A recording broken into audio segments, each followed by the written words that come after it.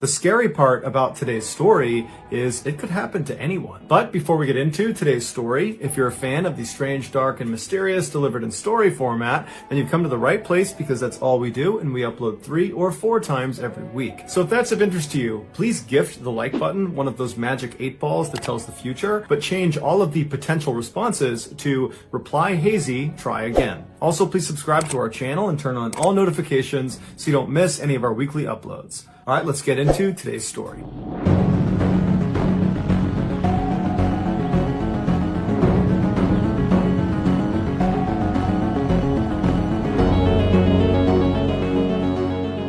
On the night of October 25th, 2009, a fit, healthy 30-year-old man named Alex was at home in San Diego watching TV in bed. At some point, he noticed there was a slight pain in his left Achilles tendon. A tendon is the fibrous connective tissue that connects muscle to bone, and the Achilles tendon is the biggest tendon in your whole body, and it's the one you can feel on the back of your ankle. It connects your calf muscle to your heel. Alex had never had tendon pain before, and so he assumed it must just be tightness from the long walk he had taken that night around his neighborhood. And so after massaging it for a little while, eventually he kind of forgot about it and just kept watching TV until he fell asleep for the night. The next morning when Alex woke up, he immediately recognized that the pain in his left Achilles tendon was 10 times worse. It was blindingly painful, and then his right Achilles tendon was also now starting to hurt. And so he reflexively reached under the covers and tried to massage his sore tendons, but as soon as he touched the backs of his legs, he felt shooting pain in that area, and so he couldn't touch them anymore. And so instead, he swung his legs off the bed and he sat up on the edge of his bed. And then he slowly rocked forward until he transferred his weight onto his feet and tried to stand up.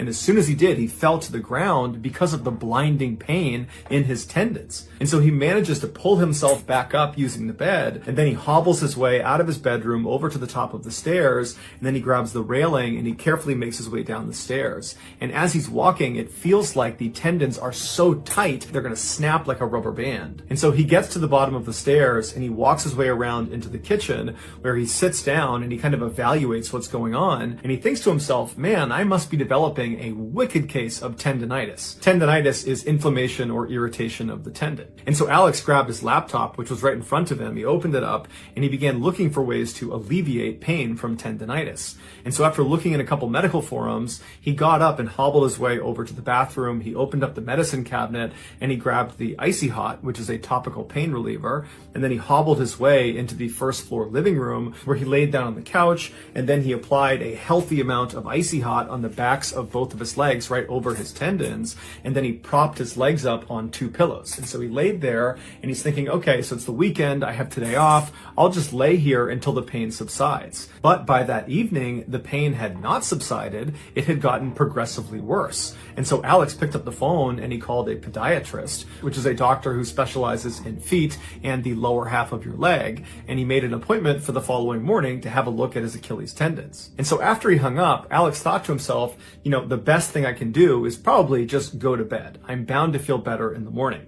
And so Alex hobbles his way back up the stairs, holding onto the railing, and he goes into his bathroom to wash his face. He reaches for the towel, and he notices his thumb is suddenly locked up, and he can't move his thumb. And then his other thumb, too, locks up, and he's looking at them, and he can't get them to move. And so with his other fingers, he tries to move that thumb and bend that thumb, but he can't do it. The tendon in both of his thumbs had suddenly become unbelievably tight to the point where he couldn't move his thumbs anymore. Up until this point, Alex had convinced himself that whatever was happening with his Achilles tendons was probably minor, that with or without medical intervention, it was bound to just get better. But now he wasn't so sure, because the thumb situation, that really scared him. He had never experienced anything like that, and he couldn't help but think that whatever was happening in his thumbs was probably what was happening in his Achilles, making this a much more complex problem. So Alex forgets about washing his face or even going to bed, and instead leaves the bathroom and grabs the railing and hobbles back downstairs. He makes his way into the kitchen with the stiff thumbs, and he sits down at the table, he opens up his laptop,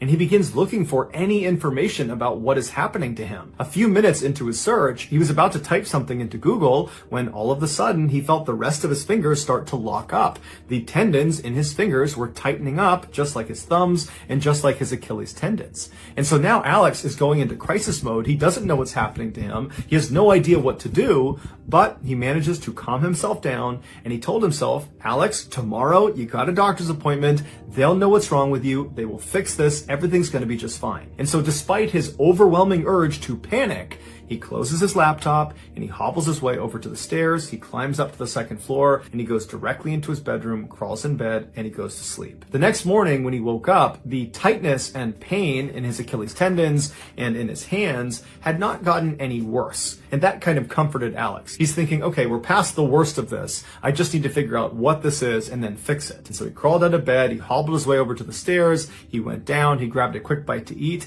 and then he went outside to his car to head out to his doctor's appointment.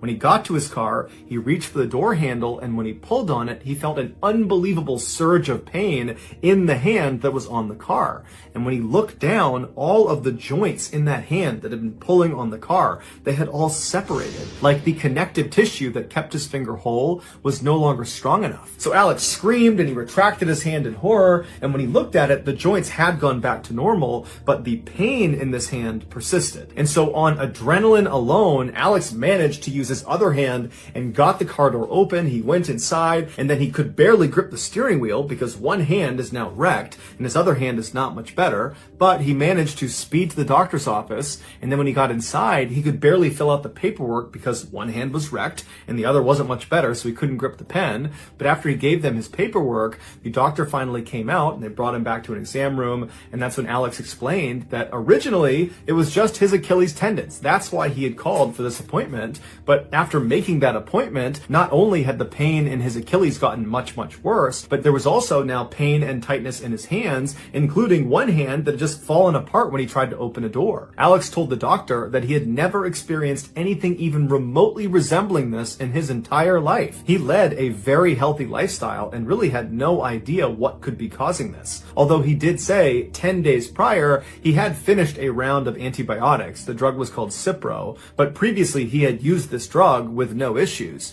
But as a precaution, he told the doctor because he knew one of the side effects of this drug was tendon problems. And so as a precaution, Alex had actually brought the paperwork for that drug, Cipro, and he gave it to the doctor. And so the doctor, after hearing the story, he reads through the fact sheet of this drug, and he tells Alex that he doesn't think it's a side effect of the drug. He thinks Alex is showing all the signs of having an autoimmune disease, like lupus or multiple sclerosis, and that he needs to go to a rheumatologist and get tested for that. And so Alex is horrified by this. He can't believe that only a couple of days ago, he was totally normal, and now it felt like his whole life was falling apart. And so he left that appointment, he went out to his car, and he called a rheumatologist, and he set up an appointment for a couple of days later to get tested, and then he went home. And over the next couple of days, as he waited for that next appointment, his condition only got worse. Every muscle, joint, and connective tissue in his body was either extremely tight or hurt or both. By the time he made it to the rheumatologist's office, he could barely move on his own. After the doctor had run several tests on Alex, Alex began mentally preparing himself to be told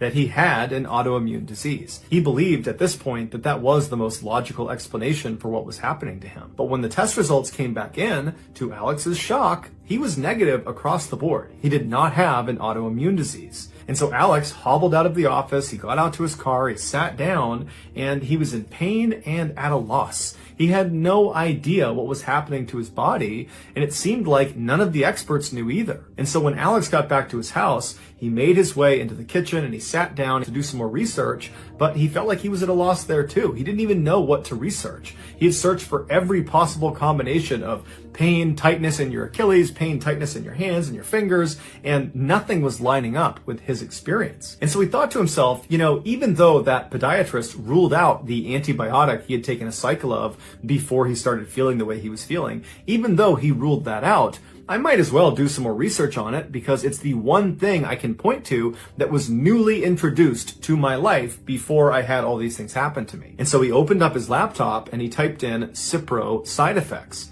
and what he discovered horrified him. Cipro is part of a class of antibiotics called fluoroquinolones, and while it is a very effective antibiotic, it comes with extremely severe side effects. And enough people who have taken a fluoroquinolone have suffered from these side effects that there's actually a term given to them. They are said to have been floxed. And as Alex discovered in his research, there are many online communities for these floxed individuals, many of which used to be healthy and fit, but after taking these drugs, they became bedridden or had to transition to a wheelchair. This is due to one of the nastiest side effects of this class of drug: ruptured tendons. As a reminder, a tendon connects muscle to bone. And so if you were to say a tendon has ruptured, what you're actually saying is the muscle has torn off of the bone. And apparently this is unbelievably painful and almost always requires surgery to fix. And in many of these floxing cases, the fluoroquinolone drugs cause these people's tendons to start dramatically tightening until they just start rupturing. And there's nothing they can do to stop it unless they stop moving, hence becoming bedridden and transitioning to wheelchairs. When Alex read all these horrible testimonials of people who had been floxed, he realized their experience mimicked his own. He was floxed. But once he knew what he was up against, he began looking for a timeline. How long would he have these symptoms for? And what he saw was most people experience these awful symptoms for about 3 months and then they fade away. So for 3 months, Alex suffered, but he stayed positive. He was certain he was going to get better. But 3 months came and went, and he didn't get better. In fact, he got worse. All of his tendons continued to tighten, and some of them ruptured, and he had to quit his job and had to move in with his parents. But he stayed positive. He went back online, and he began reading about more severe floxing cases, and he saw those people typically saw a big turnaround at the 3-year mark. And while that was overwhelming and awful and disheartening, he at least had something to look at as the light at the end of the tunnel. And so for 3 more years, he waited and waited in pain. He eventually became completely bedridden and completely dependent on his parents. But then the 3-year mark came and went, and much like the 3-month mark, nothing got better, he just got worse. And that was when Alex realized he was in the range of people that suffered from their floxing permanently. In 2016, so 7 years after taking that fateful dose of Cipro, he wrote a blog post on his website updating the world about his condition. In it, he says he's only gotten worse and that his life effectively came to an end in 2009 when, over a 6-day period, he swallowed those 12 Cipro pills. And so now all he looks forward to is his death. So that's going to do it, guys. If you found the secret in today's video, let us know in the comments section what it is and where you found it. So give us the timestamp. And if you're the first to do that, we'll pin you at the top of the comments section. If you got something out of today's video and you haven't done this already, please gift the like button one of those magic 8 balls that tells the future, except replace all of the potential answers with reply hazy, try again. Also, please subscribe to our channel and turn on all notifications so you don't miss any of our weekly 3 or 4 video uploads. If you want to get in touch with me, you can direct message me on Instagram or on Twitter. My username for both platforms is the same. It's JohnBallen416. I also have a ton of content over on TikTok where my username is MrBallen. I also have a second YouTube channel called MrBallen's Shorts where I post random short videos and lost episodes. If you have a story suggestion, please submit it to our subreddit just called Mr. Ballen. It's linked in the description below. So whether I see you on Twitter, Instagram, TikTok, Reddit, YouTube, or some combination, just know that I really appreciate your support. And until next time, that's going to do it. See ya.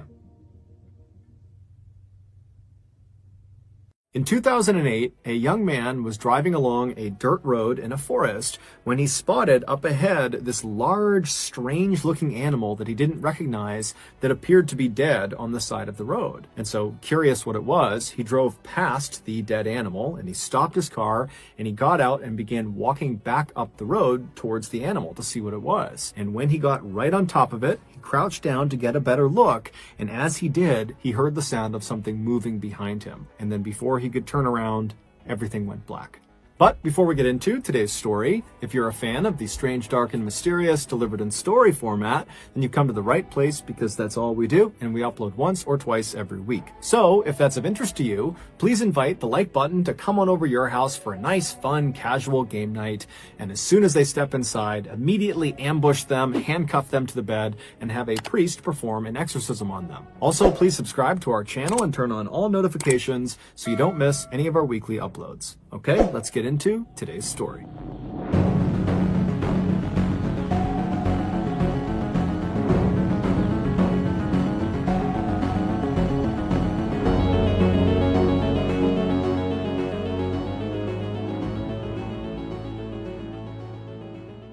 In 2008, 22-year-old Julian Buchwald was living in a small rural town in southern Australia called Budgeree. He lived there with his parents, who owned a small house on a massive 1,200-acre plot of land, which for reference is about 2 square miles. However, this land was made up mostly of thick brush and forested areas, so for the most part, they just stayed close to their actual house. However, there was a waterfall deep into the woods on their property that periodically they would go to visit. Less than a 20-minute drive north of Budgeree was another small rural town called Churchill, and in that town was Julian's girlfriend, 17-year-old Carolyn Watson, who also lived with her parents. The young couple had met 2 years earlier at the church they both went to. They were both very devout Christians, and their plan was to get married the next year when Carolyn turned 18 and was done with her studies. On Tuesday, March 4th of that year, Julian and Carolyn decided to go out and have a picnic lunch at the waterfall on Julian's family's property. So early that afternoon, Julian left his house, he hopped in the family car, he drove north to Churchill, he picked up Carolyn, and then he drove her back to his family's property, where he turned onto a dirt road that would take them into the forest to the waterfall. At some point along this short, bumpy road through the forest, Julian was looking out ahead of the car when he spotted what looked like roadkill on the side of the road.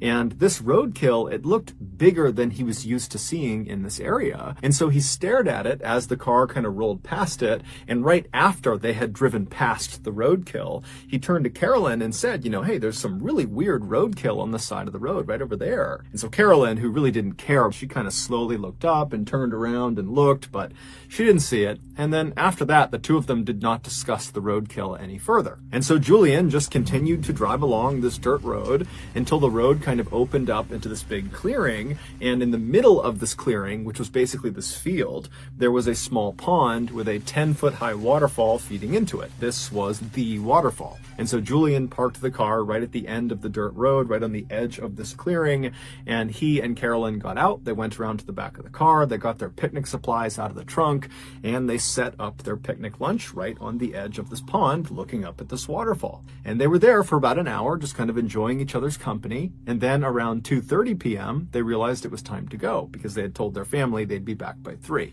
And so they packed up all of their picnic stuff. They went back to the car. They put it back in the trunk. They hopped back inside the car. Julian turned it on. He turned the car around, and they began driving back down the dirt road that had brought them in. And as soon as they began driving down this road, Julian remembered the strange roadkill he had seen on their way in. And he decided that he wanted to stop and get out and actually go up to it. And so as they're driving along, he looks over at Carolyn and says, "Hey, do you mind if I stop the car when I see the roadkill so I can go look at it?" And Carolyn looked at him and she's like, "Okay, but remember, we have to be back by 3 p.m. That's what we told our families, so please be quick." And so Julian said, "No problem." And so he continued driving along, scanning for this roadkill. But after driving for several minutes, he had not found the roadkill yet. And he started to become worried that he had just driven past it without realizing it. And so he stopped the car. They're pretty close to the end of this dirt road. They're almost back to Julian's property. But he stops the car right in the middle of this dirt road. And he turns to Carolyn and says, "Hey, I think I drove past it. Do you mind if I just hop out and run back?" And so Carolyn was totally annoyed that this roadkill viewing was really becoming quite involved.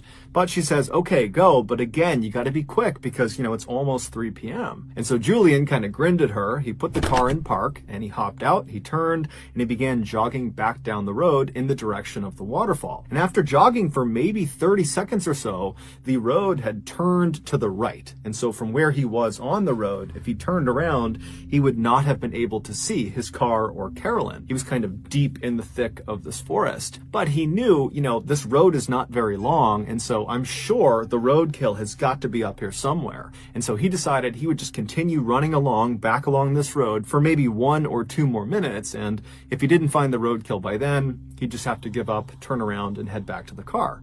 And so he began jogging, continuing towards the waterfall on this dirt road, and sure enough, after about a minute, he spots off to the side the roadkill. And so he runs up to it, and right away he sees it's this huge animal that's right on the side of the road.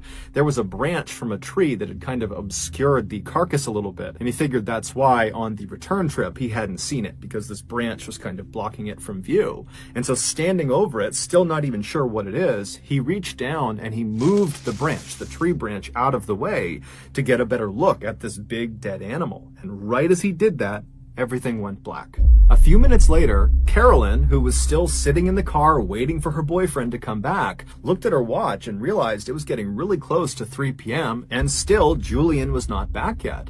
And so feeling kind of annoyed with him, she sat up in her seat and turned around and looked out the rear window of the car, expecting to see Julian come bounding down the road toward her. But when she looked out the back window, all she saw was this dirt road that kind of bent off to the right out of view and thick trees everywhere. Her boyfriend is nowhere to be seen. Annoyed, she turned back around and sat facing forward again, but began periodically looking in the side view mirror, expecting Julian to pop up at any moment. But after several more minutes went by and still Julian had not come back yet, her annoyance turned into concern. Was Julian actually okay? And so she decided, it's almost 3 p.m. now. We got to get back. I need to get out and actually go investigate and see what's going on with Julian and this roadkill. And so she opened her car door. She stepped outside. She stood up. She turned and she looked down the road in the direction it turned to the right towards the waterfall.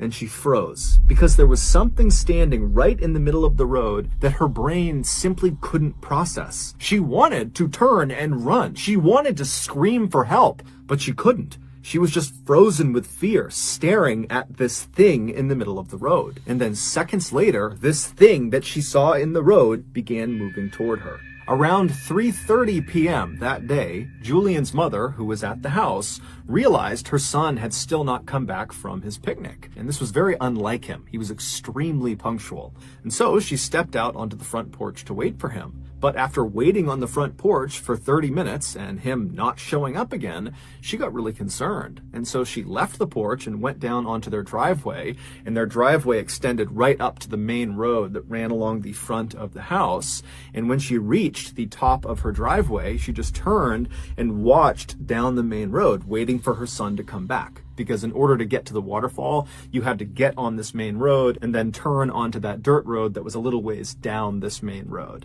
And so she's just standing there looking down the road, waiting for her son, but he's still not coming out of that dirt road.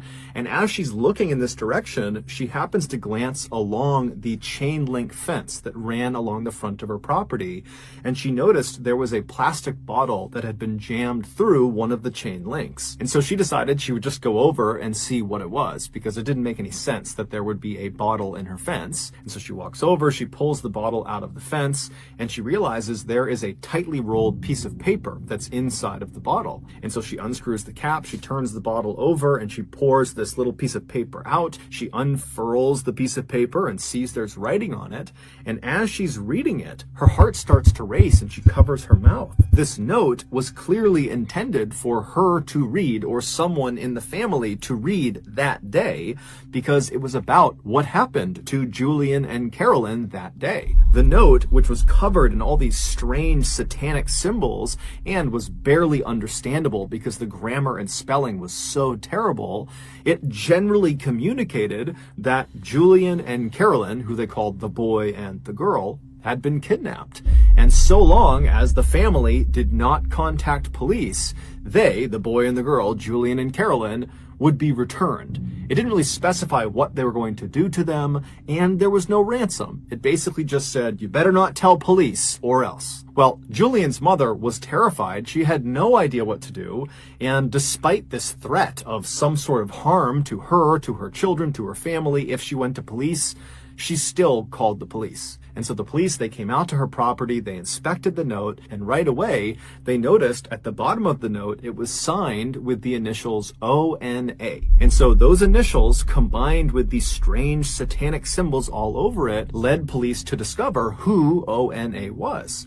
ONA was a cult. It was the Order of Nine Angles, and they are a self-professed satanic cult that operates primarily in Europe, but also has chapters in the United States, in Canada, in Russia, and also in Australia. This cult believes that Christians are the enemy of the world, and they need to be destroyed in order to institute a militaristic New World Order they called the Imperium. And if that wasn't frightening enough, this cult openly advocates for, and apparently practices, human sacrifice. They have come out and said the people they kill in these sacrifices are people they consider lesser thans, basically the bad people of society.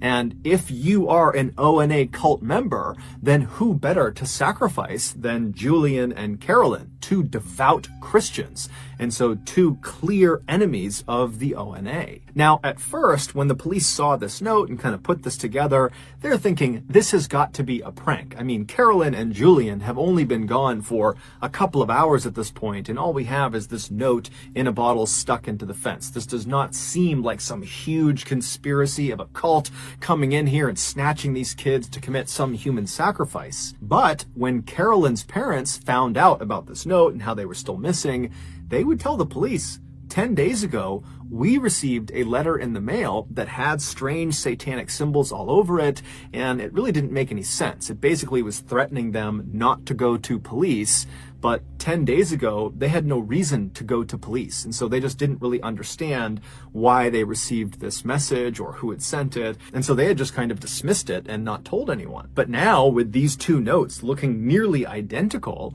it seemed fairly obvious that whether it was the ONA or some other person or group, whoever was behind the kidnapping of Julian and Carolyn had clearly been watching both of their properties prior to the attack, which meant this was likely a more sophisticated kidnapping than it seemed. So that evening, the police launched this huge air and land search all over Julian's family's property, but despite looking everywhere, they found no sign of the young couple. There was just nothing. And over the next few days, when still there was just no sign of Julian or Carolyn, and there was no more word coming in from ONA, there were no more bottles stuck in fences or stuck in mailboxes, the police began to prepare for the worst.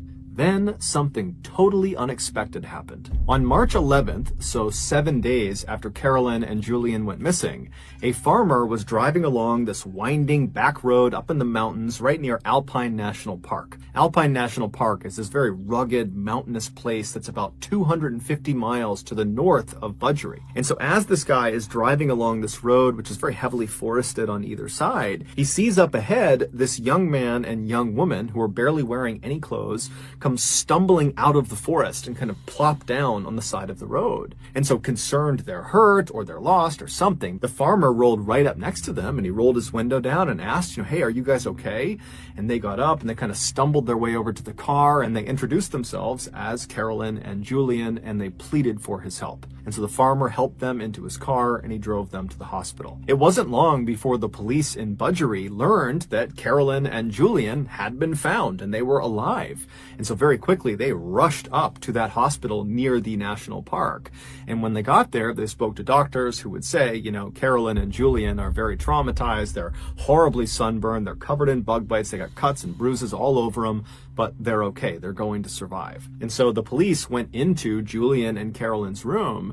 And at first, they just talked to them for a couple of minutes to really see that they were okay. And after feeling pretty confident that they were, they said, look, I don't mean to just jump right into the trauma you've just experienced, but we really need any information you can give us about what just happened. Who did this to you? Who brought you out here?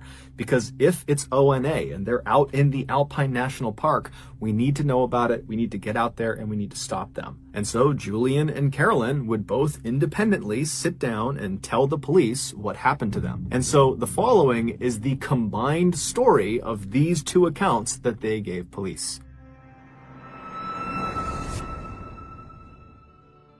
But before we get into that, I want to tell you about today's sponsor, Current. Banking is one of the few industries that has yet to be modernized by technology. It's dominated by a bunch of old companies that would happily take you out on a nice seafood dinner and never call you again. But with Current, which is the future of money management, you'd get that call back, and they'll even give you directions to Bell's Canyon. Because Current was built from the ground up with you in mind. They want you to get your money faster, they want you to move your money faster, and they have the tools to help you spend and save your money better than ever. With Current, there are a bunch of perks, but a few of them include getting your paycheck 2 days earlier, not getting charged overdraft fees up to $200, and there are no minimum balance fees. Also, Current's savings plan, just called Interest, comes with a whopping 4% APY, which in layman's terms means it will generate you 60 times the American national average. And if that wasn't incentive enough, Current and I are once again giving away $500 to 10 of you. All you gotta do is sign up using my code BALLIN500. So go download Current today and use my code BALLIN500 for a chance to win the money. Okay, back to the story. And so again, here is the account that both Julian and Carolyn gave to police. 7 days earlier, when Julian had gotten out of the car and ran back down the road to that dead animal on the side of the road, and he had reached down to kind of get that branch out of the way to get a better look at this thing, he heard sudden movement behind him, and as he turned, he didn't have a chance to see what was behind him, but he felt something hard smash him in the back of the head, and it knocked him unconscious. When he woke up, he knew right away that a significant amount of time had passed, that he had been unconscious for what must have been several hours, because now it was dark out, and when he was struck, it was broad daylight, and he looked around him and he had no idea where he was. He was in the middle of this forest, he had no clothes on, his wrists and his ankles were tied together, and he moved around and he realized he had been tied to a tree that was right behind him. And so he's got no idea what's going on, he has no idea where he is, he's looking around, he doesn't see anyone, and then amazingly, when he looks down, right next to him, underneath some leaves, is a knife. And so he's thinking, how in the world is there a knife right next to me? This almost seems like it was placed to be here for me. But either way, he reaches down with his hands, he picks this knife up, and he's able to cut the restraints off of his ankles, and then he's able to cut the restraints off of his waist, and then he stands up and he's able to kind of cut off the ones on his wrist, and then he's free. And so he takes this knife, and he has no idea where he's going, but he needs to get away. He doesn't know if whoever brought him here is going to come back. And so he just picks a direction, and he starts running. Shortly after Julian had been struck in the back of the head after looking at that dead animal carcass, Carolyn was still sitting in the car, and she was starting to get annoyed and kind of worried about Julian. And so she gets out of the car, she stands up, she turns, and she looks down the dirt road where it kind of bends off to the right. And standing in the road, maybe 10 feet away from her, is this man wearing all black. He's got a black balaclava over his face, and he's looking right at her. And so she's so scared, she just frozen to the spot. And then this guy charges her, he tackles her to the ground, and then once she's on the ground, he rips all her clothes off, and then he binds her wrists, her ankles, he ties them together so she's hogtied, and then he puts a blindfold around her eyes. And so she's lying on the road, she can't move, she can't see anything, and she hears her attacker run off down the road. And then a couple of minutes later, she hears a car approaching, and it stops right near her, and then she hears the sound of a car door opening, someone walking up to her, and then they pick her up and they put her in the trunk of this car, they shut the trunk, and then the car kicks into gear and it starts driving away. And so for hours and hours, she lay in the trunk in this horrible position where the circulation to her wrists and to her ankles were cut off. And so she's getting shooting pain in her limbs, and it's totally uncomfortable.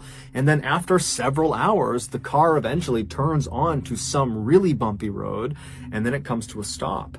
and then she hears the sound of the driver open the door. They walk around to the back of the car, the trunk pops open, and then this person pulls the blindfold off of her eyes, and she sees, even though her eyes are taking a second to adjust, that it's the man with the balaclava on, and he picks her up and he throws her on the ground. And then after he shuts the trunk, he walks over to Carolyn and he grabs her by the wrists and he begins dragging her into the woods. And so as she's being dragged, Carolyn is thinking, I'm about to be killed somewhere in the middle of the woods. There's nothing I can do. I can't go anywhere. I can't do anything. And after several minutes of being dragged, she gets dropped. And then this man with the balaclava, he walks back to the car and he gets a shovel. And when he walks over to her, he makes a special point of showing her the shovel. And then he rolls her onto her side so she's positioned in such a way that she can see what he's doing. And then right in front of her, he takes that shovel and he begins digging a hole in the ground. And so Carolyn's watching him and she's thinking, he's digging my grave. And so for several hours, Carolyn just laid there wondering what was going to happen to her as this guy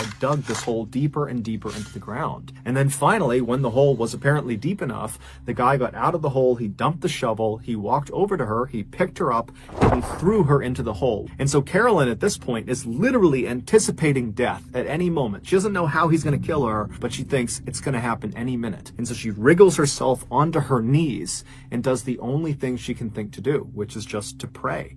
And so as she's sitting there kneeling and praying, she hears the sound of her attacker walking off. Now, the hole was deep enough that she actually could not see where he was going, but she could clearly tell he was walking away. It was almost like her prayer had been answered, that this guy was going to leave her alone. But even with this guy potentially gone, she was still in a perilous situation because she's stuck in this hole. She can't go anywhere. She's still tied up, and the temperatures are dropping rapidly, and she's got no clothes on. After Julian had managed to free himself from his restraints with that knife that he found, and after he had turned and just started running in a general direction, he had begun yelling out for help. He knew that by yelling out, he very likely could be alerting the person who had brought him here.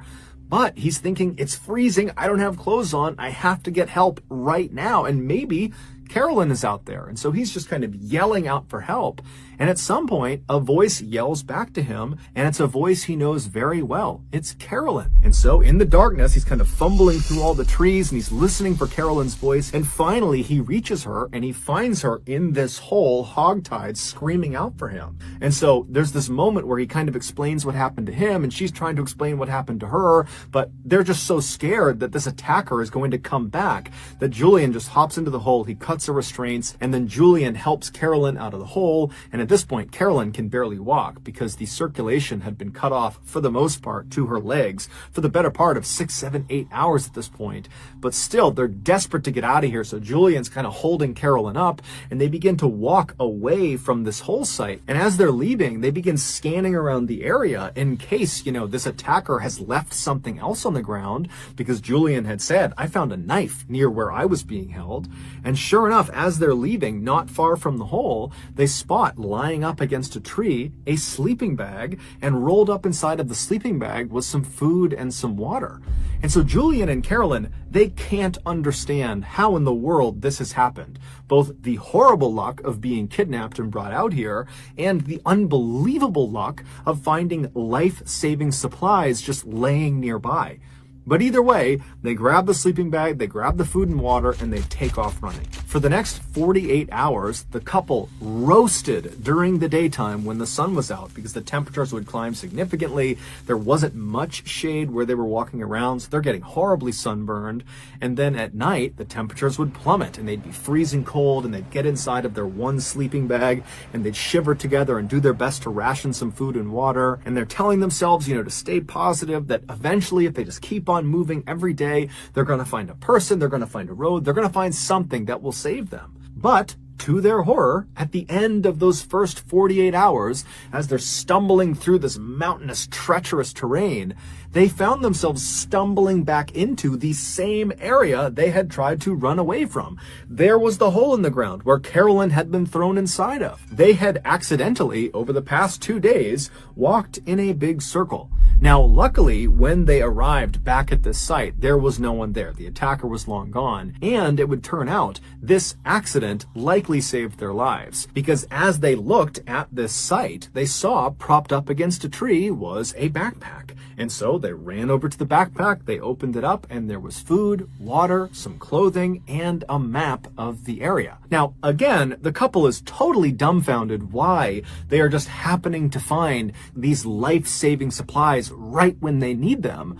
But at the same time, they're thinking, okay, well, if these supplies are sitting here, then certainly the person who has left them here, their attacker, they're going to be back soon.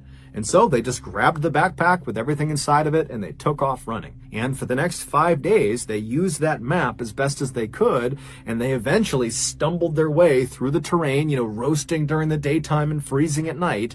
And eventually they reached that road where they stumbled out, and the farmer driving along the back road, he spotted them and he brought them to the hospital. After hearing this story, the police very quickly organized a massive search around the area of Alpine National Park where the farmer picked up Julian and Carolyn, because they're thinking, okay, it's got to be right around here that we'll find the man in the balaclava that might lead us to the ONA, or maybe he's not connected to the ONA, but whoever he is, we need to find this guy.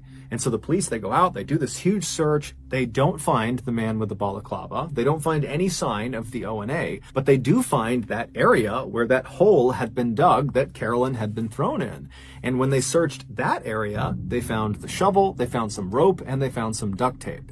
And when they brought that in to be examined, they couldn't believe what they discovered. All of those items belonged to Julian, which meant either the kidnapper had taken all of these supplies from Julian right before going out and perpetrating this kidnapping, or, much more likely, Julian had supplied these things to the kidnapper and so was involved in some way in this kidnapping. And so the police went to Julian and confronted him with this information and said, "You're not telling us everything because these are your items." And at first, Julian would completely deny any accusations that he had anything to do with this. But after some very serious police pressure was put on him, he cracked. The following is the real story of what happened. Back on March 4th, so the day that Julian and Carolyn went missing, Julian, after picking Carolyn up, they made it onto that dirt road that led into the forest towards the waterfall, and as they're driving along, Julian claimed to have seen some roadkill, some very strange roadkill on the side of the road. And so when Carolyn kind of turned around to look and didn't see it, Julian made it seem like, oh, we drove past it, that's why you didn't see it. But in reality, there was never any roadkill. That was completely made up. There was no roadkill. All Julian was doing was creating something that would allow him to then get out of the car at the end of their trip. And so they drive the rest of the way into the waterfall, they have their picnic, they turn around, they head back, and then again, Julian says, "Hey, Carolyn, do you mind if I, get out to look at the roadkill?" And so she says yes, and then he acts like, "Oh, we must have driven past it, so I need to get out and run back if I want to go see it." So Carolyn, she's not thinking it's totally strange, she says okay, and so he hops out and he runs his way, he goes around that curve in the road, out of sight. There's no roadkill. Instead, he makes his way to a tree where days earlier he had stashed his all-black outfit, his black balaclava, and his knife, his shovel, his rope, his duct tape. It was all stashed in this spot that was going to be out of view of where Carolyn was. And so after getting all dressed up, he turned and began walking back towards Carolyn and his car. And when he turned the corner, he saw Carolyn was already standing outside of the car.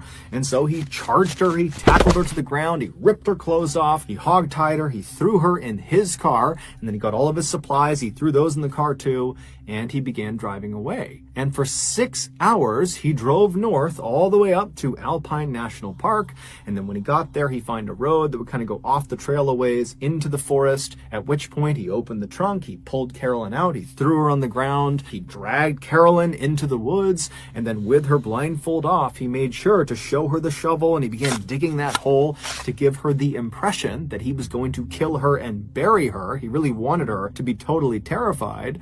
And then after he had dug this hole, he dumped her into the hole. And then when she couldn't see what he was doing because she's deep inside of this hole and she's all tied up, he ran away. And when he was far enough out of view, he took off all of his clothes and kind of stashed it near a tree. And then completely naked, besides his knife, which would be his alibi for how he had gotten free, he began moving back towards the site where he knew Carolyn was in this hole. And then after waiting a little bit, he began yelling out for help. and then she heard it. And so she yells back to him, "No, Julian, I'm over here." And so Julian goes to the sound of her voice, and then when he sees her, he pitches her this ridiculous story about how he was tied up over there, but he found this knife, and he was able to cut himself free, and look, I'll cut you free, and oh, the attacker's gonna come back soon. And so he helps her out of the hole, and oh, look, they left a sleeping bag and some food and water, let's go. And so he grabs the supplies, and they head off into the bush. Now, the whole time, over the course of these 7 days, Julian knew exactly where he was. And so when they accidentally went in a circle and arrived back at the site where the hole was and then found that backpack that had more food and more water and some more supplies, that was intentional. That was not an accident. He had left the backpack there, and so that's why they had doubled back. And then 5 days later, after scampering through the wilderness, they magically found the road. But again, Julian knew where the road was. He had intentionally stayed out for the days that they were out there. And so after Julian tells the police all this, they say to him, was Carolyn in on this? I mean, did she know this was going on? And he said no. The whole time she believed they were getting stalked by their attacker. And if they ever caught up to them, they would be killed. And so the police are like, okay, well, why did you do this? Julian would say, he and Carolyn were both very committed to their faith, and they both believed in not having sex before marriage. But over time, Julian had gotten to the point where he just couldn't wait any longer to have sex with Carolyn, and they weren't scheduled to get married for another year. And he just did not think he could wait a full year before they could finally have intercourse. And so he had staged this entire kidnapping in order to hopefully coerce Carolyn into having sex with him. And so while he and Carolyn were out on the run in Alpine National Park for those 7 days and nights, they were not wearing any clothes or barely wearing any clothes. And at night, they only had that one sleeping bag that Julian had intentionally staged in advance. He knew they would have that one sleeping bag. And so they would climb into that bag at night because it's freezing cold out. And as they're laying there right on top of each other, he would say to Carolyn, "We need to have sex in order to produce enough heat that we don't freeze to death out here." But Carolyn, despite the circumstances, every time said no. And so after 7 days of trying to convince Carolyn that they had to have sex, it was a matter of life or death, and that if they just said their vows, that under the eyes of God, they would be considered married and sex would be okay at that point, despite all of his best efforts, every single time, Carolyn just continued to say no, no, no. And so at the end of those 7 days, Julian finally just gave up. And so that's when they magically made their way out to the road and were rescued. Julian would also tell police that he was the one who wrote those notes prior to the kidnapping in hopes that they would believe the Order of the Nine Angles was behind all of this and he wouldn't get in trouble. Prior to his trial for kidnapping, Julian was out on bail and he decided he would just try to flee Australia. And so the way he did this is he dyed his skin a darker shade, and he also dyed his hair darker, and then he attempted to use a fake Indian passport to go to India. And he was able to fool Australian authorities, but when he arrived in India, he was immediately found out and he was extradited back to Australia where he would stand trial. And in 2009, he was found guilty of kidnapping along with a host of other obscure charges, and he was sentenced to 7 years and 9 months in prison.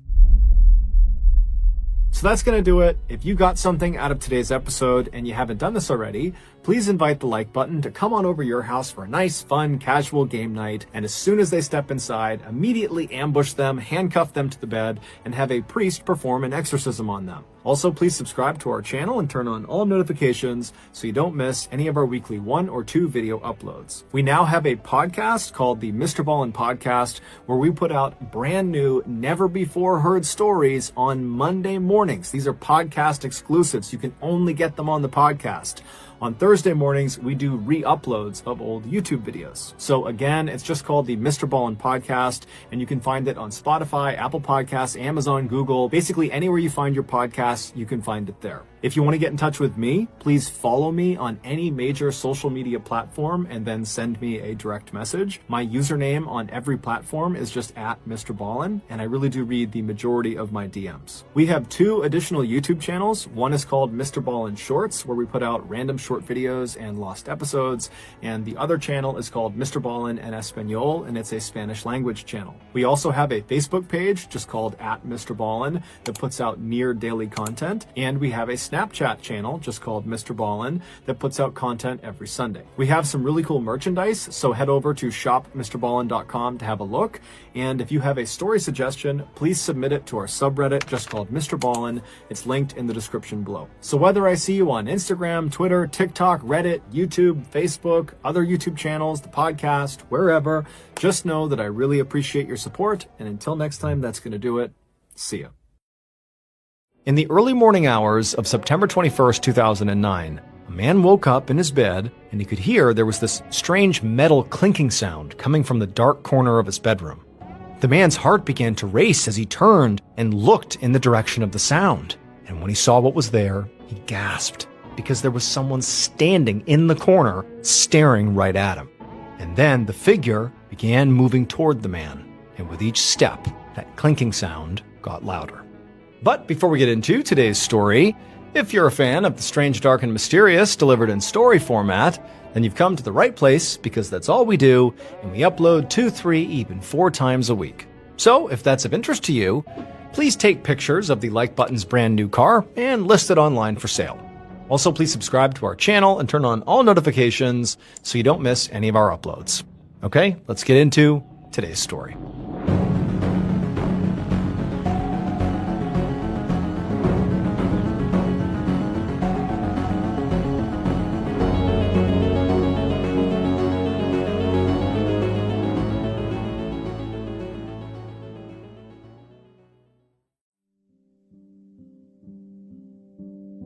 In the early afternoon on April 13th, 1985, 60-year-old Dorothy Thompson walked into a bank in St. Bernard, Louisiana. Her hip was really bothering her, so she was moving slowly, but at the same time, she was also trying extra hard not to limp or seem unsteady. She knew the people in her small town liked to gossip about her, and so she didn't want to give them anything new to talk about. But, as expected, despite her best efforts to conceal her slower, sort of limpy movement, when she got into the lobby, the handful of tellers and customers that were inside looked towards her, took stock of her, and began whispering. So the little town of St. Bernard was about 5 miles outside of New Orleans, and it was the kind of place where people were generally pretty friendly and everyone seemed to know everyone. But this smallness made it pretty easy for rumors to spread. And most of those rumors in this town seemed to be about Dorothy. Dorothy did have to admit, though, that she had given people a lot to talk about. Dorothy, who had lived in this town for 39 years, was the owner of the town's pet cemetery. Now, this pet cemetery was actually a true business. Dorothy made her income from pet owners, buying plots of land in the cemetery. But that wasn't really the thing that made, Dorothy stand out as the centerpiece of gossip. It was the fact that she not only owned this pet cemetery, but she lived on the cemetery by herself. And considering the fact that the cemetery also had a rumor of being haunted, it just seemed like, how could anybody do that? How could she live there full time? And these ghost stories, surrounding this pet cemetery were not just, to do with animals that had been buried there, but they were about people. Because people had died on this property, including both of Dorothy's husbands.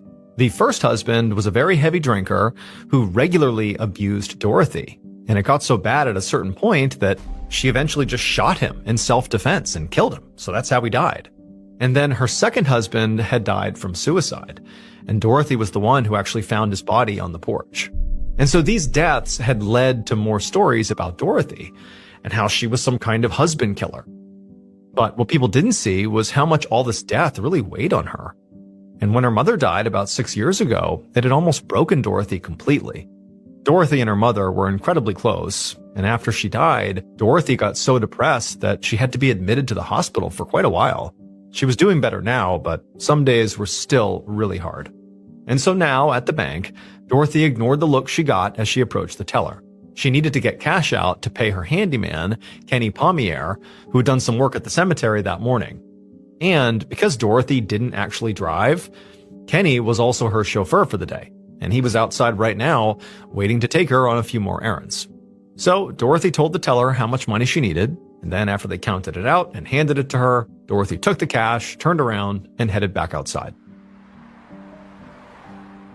A couple hours later, around 4 p.m., Dorothy sat in the passenger seat of Kenny's car as he drove down a highway.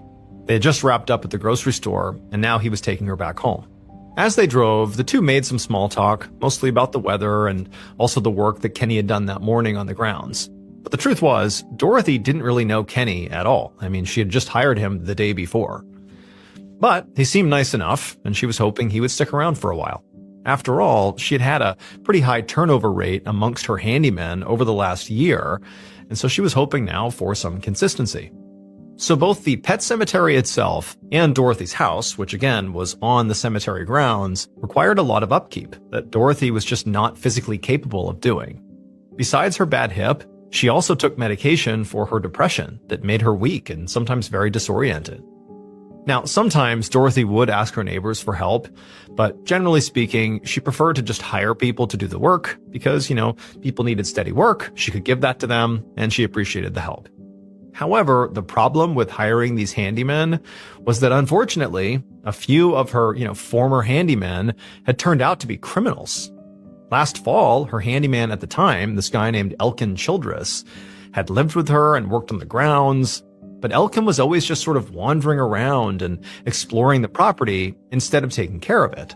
Then she had found out he'd been arrested for robbery, so she guessed that what he was really doing when he was walking around was casing the place, looking for ways to break in or to steal something.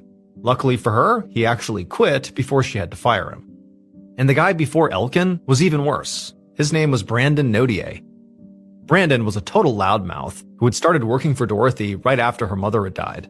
He and his wife Bonnie had moved in with Dorothy, so Brandon could keep up with the repairs while Bonnie drove Dorothy around. But, just like Elkin, the issue she ran into with the Nodiers was theft. The previous spring, Dorothy had had this really intense depressive episode and was taking a lot of medication for it. And while she was all, medicated and groggy, the Nodiers convinced her to sell them her land for basically nothing. But when Dorothy realized what had happened, she made the Nodiers move out and then got a lawyer to overturn the deal that she had signed. And so since last year, Dorothy, along with the Nodiers, had been in this horrible legal fight over this land. And she knew, the Nodiers, Brandon and Bonnie, were furious at her.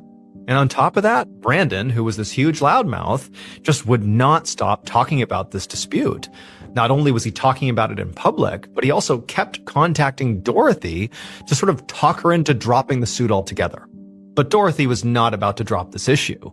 I mean, this cemetery and the land had belonged to her mother, and now it was hers. Like, it mattered to her. She's not just gonna give it up. And so now, sitting in the passenger seat of the car, Dorothy watched as Kenny turned off the highway and eventually pulled into her driveway, which was quite long and wound through some thick woods, because remember, she lives on the cemetery. It's sort of secluded from society. And as the pair drove along this driveway and got closer and closer to her home, eventually she could finally see some of the tombstones up ahead. This cemetery was enormous, and basically any kind of animal you could imagine was buried here. Some of the graves were just engraved stone slabs, but others were pretty extravagant, including one human-sized Buddhist statue of somebody's pet cat. Kenny finally pulled up in front of the house and got out to help Dorothy carry in the groceries. And when he was done, Dorothy handed over the cash that she owed him and said she would call him when she had more work. Then she watched as Kenny got back in his car and drove off back down the driveway.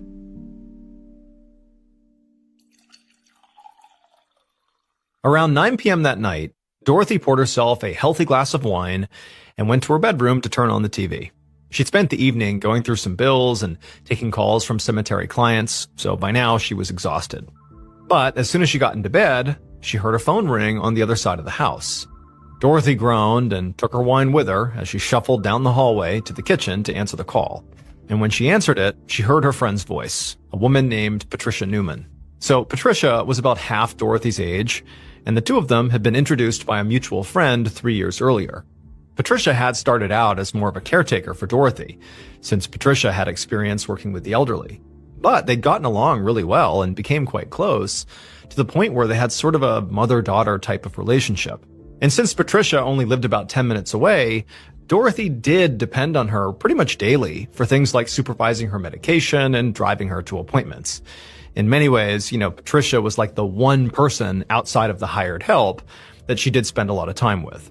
And so that's actually why Patricia was calling now, She wanted to know if Dorothy still needed a ride to the pharmacy the following day. And Dorothy said that she did and said thank you. And then the two talked for a bit longer before ultimately saying goodnight. After that, Dorothy hung up the phone and then poured herself a bit more wine. And then she just kind of stood in the kitchen for a bit, listening to the crickets outside. And then, when she was about to finally leave and go back to bed, she heard something. It was the sound of a car making their way slowly up her long driveway.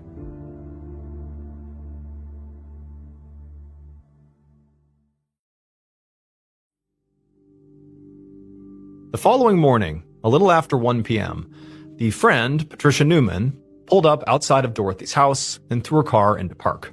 Patricia had called Dorothy around 9 a.m. that morning to tell her she was going to be late getting her, but Dorothy hadn't answered. Patricia had tried calling a few more times, but Dorothy never answered, which ultimately made Patricia pretty nervous. Dorothy was a heavy drinker in her 60s and was on a lot of medication. So deep down, Patricia knew it was possible Dorothy wasn't answering because she had had some kind of accident or medical emergency. So she was at Dorothy's now, not so much to take her on her errands for the day, but just to make sure she was okay. Patricia got out of her car and hurried up to Dorothy's front door.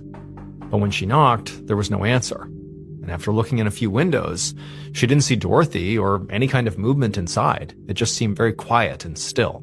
Patricia went back to the front door and tried it, but she found it was locked. So she just kept on knocking for a while. And after a few more minutes of Dorothy not answering and not hearing or seeing any sign of life in there, Patricia felt worried enough that she left the front door and went to go call the police. Not long after that, Patricia was back at Dorothy's house, this time watching anxiously as two police officers forced Dorothy's back door open. The officers had gotten there just a few minutes ago, and Patricia had explained to them how Dorothy, could be inside and very likely was hurt or something was wrong here. And so the officers kind of fanned out and began searching around the house looking for a way in, and they found the back door was not locked, it was just jammed. So now they were in the process of getting it unjammed. And so finally, after a few swift kicks to this door, it finally gave way and it swung open, and the two officers, along with Patricia, went inside. Patricia immediately began yelling out Dorothy's name and going room to room looking for her, and what she quickly realized is she could hear the sound of a television that was on, and it was coming from Dorothy's bedroom. But when she went to the bedroom and looked inside, Dorothy wasn't in there. In fact, after searching the whole house, there was no sign of Dorothy anywhere. And there wasn't any sign of any kind of problem in the house, like there was no disturbance anywhere, no struggle, no accident where somebody fell over. It was just like Dorothy was gone, and that was it. Now, for the two officers, they didn't really know what to make of this, because to them, it didn't appear like anything horrible had happened. There was no active emergency here. It's just that, this person has left their TV on, and they're not here when they should be. And that was concerning, but not enough to warrant a big reaction from authorities. But Patricia, she knew, based on what she was seeing, that this was so uncharacteristic of Dorothy that something definitely had gone wrong here. But even though Patricia really adamantly communicated that concern to the two officers, they just told her that, let's wait, give it a few days, and give Dorothy another couple of calls, and if she doesn't show up in the next few days, come talk to us. And so, after the police left, despite Patricia having this sense that something's off here, she did what she was told. She went home, she continued trying Dorothy, but never got an answer. She called around town to see if anybody had seen her or heard from her, but no, nobody knew where she was. And so finally, after 4 days, Patricia put in another call to the St. Bernard Sheriff's Office. And this time, she absolutely begged them to do something, because Dorothy Thompson was still missing, and now Patricia was 100% certain that something bad had to have happened to her.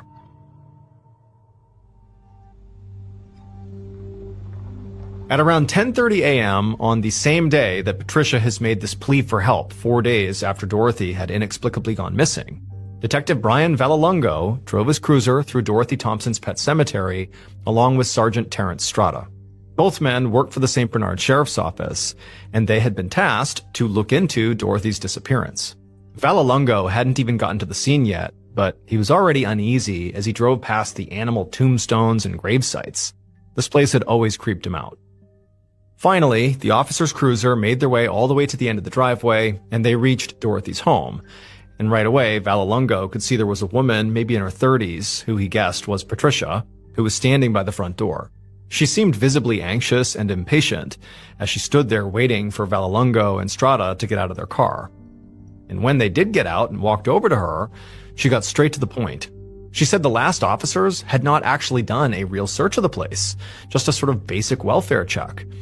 And so now she needed them to do a full search of Dorothy's house and her grounds to make sure Dorothy really wasn't somewhere on this property. Vallelongo and Strada assured her that they would do that. But first, they needed her to start from the beginning and tell them about the last time she saw or spoke to Dorothy. Patricia seemed pretty irritated by this and said she'd already told the officers everything she had known, both on the phone call and then previously with those other officers who had done the welfare check. Like, can we please just get into the search? But Vallelongo insisted and said, look, I don't fully know the whole story, so please, give me some information. And so, begrudgingly, she would tell Vallelongo what she knew.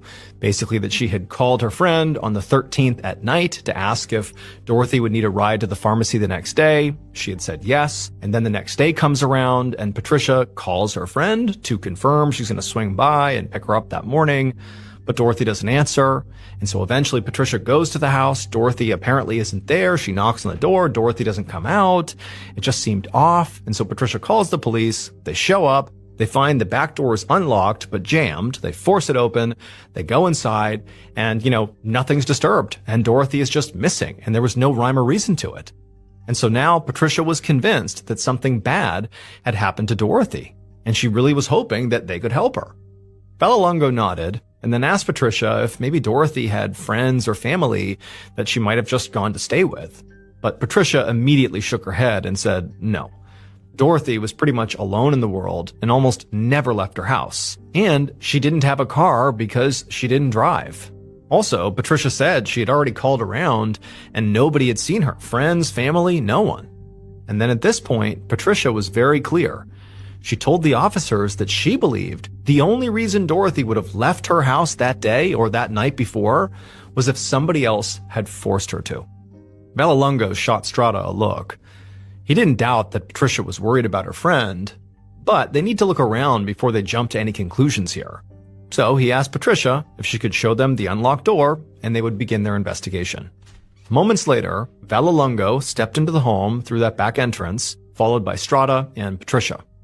As he walked around the house, he saw that, like Patricia had said, it was very neat and tidy. There really was no sign of anything that had gone wrong inside the house. No sign of a struggle or a fall of some kind. It was just like the house was left exactly as is. That sort of contradicted Patricia's theory that, the only way Dorothy would have left the house was if she had been forced, suggesting some form of a struggle. But at the same time, what Patricia was saying about Dorothy is that she was kind of frail. And so Vallelongo thought, okay, maybe it's possible that she was forced and, she didn't put up any kind of a fight, and that's why we don't see any disturbance. He didn't know, but it just seemed odd that nothing had been displaced if we're talking about some form of an abduction. Also, as Vallelongo continued his walk around the house, he could see that items of value, like Dorothy's TV, were still there. So it didn't seem like this had been a robbery. But unlike the first officers who had done that initial welfare check with Patricia a few days earlier, Vallelongo did agree that something wasn't right here. Because as he continued to walk around, he kept seeing signs that Dorothy had clearly not planned to leave her home or had left in a hurry. For example, there was a half-empty glass of wine in the kitchen and the television in the bedroom was still on. And so those are things that simply would not be if somebody was planning to leave for any extended period of time. And also, based on what Patricia had told them, he could rule out a family emergency suddenly taking Dorothy out of town or any kind of last-minute trip because Patricia had called around and that stuff hadn't happened. At a certain point, Vallelongo stopped walking around the home and just asked Patricia, how was Dorothy's mental state? And Patricia clearly hesitated for a second before she admitted to Vallelongo that, Dorothy was on a whole bunch of medication, and sometimes it did make her mental state kind of foggy. And so Vallelongo naturally thought, okay, maybe it's possible that in a sort of foggy mental state, maybe for whatever reason, she wandered out of the house on her own. And then once she was outside, something happened to her, whether it was, an animal, a person, a fall, like anything could have happened.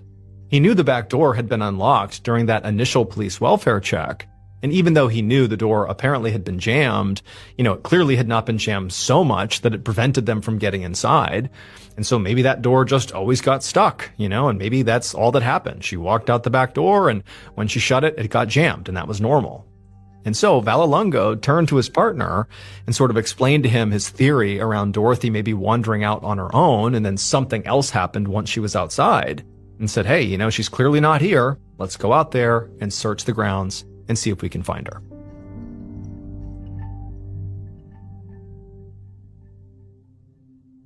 "15 days later, a little past 7 a.m. on May 3rd, 1985, Vallelonga stepped into Strada's office to give him an update on the case.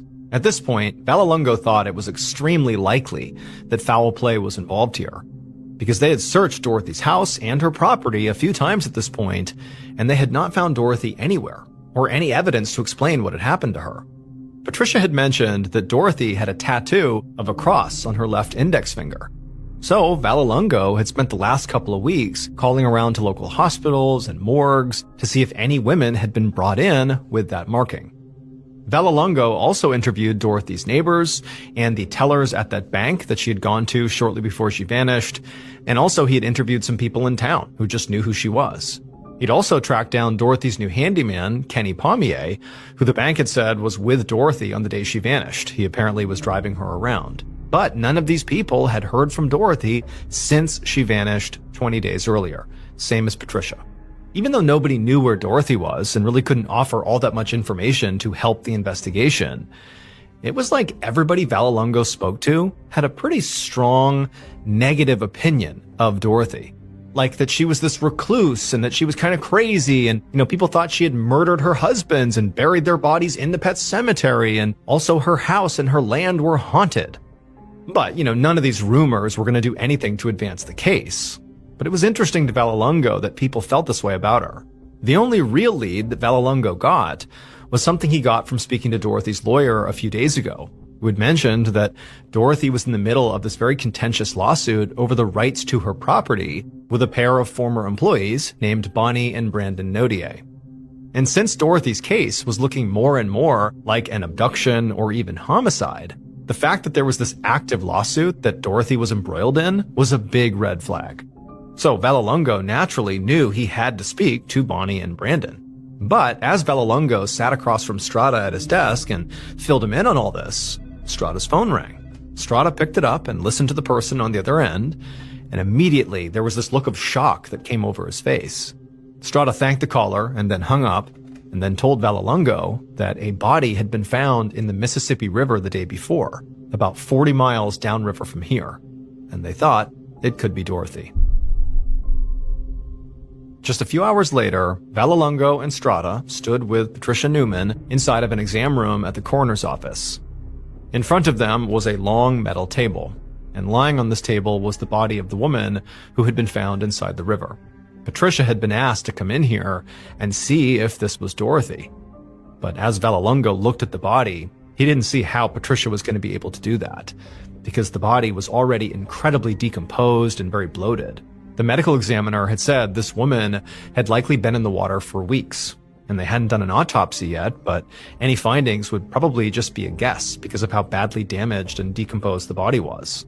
The only thing they did know for sure was that this definitely was a homicide. The woman was found with a plastic bag tied over her head, and she was wrapped in a lot of very heavy chains, probably to weigh her down so her body would not float up and be found. And so Vallelonga looked over at Patricia, who looked visibly anxious as she stared at this body. She seemed kind of overwhelmed by the moment. She was shaking and she was just staring, sort of shocked. But eventually, after looking at the body, she spoke. And she actually said that she didn't think this was Dorothy. And for a second, Vallelonga was actually disappointed, not because he was hoping Dorothy was dead, but for the sake of the case, to figure out where she had gone. But then he remembered something. He stepped up to the body, he put on a glove, and gently examined the woman's left hand. And there, just visible on her index finger, was a tattoo of a cross. This was Dorothy.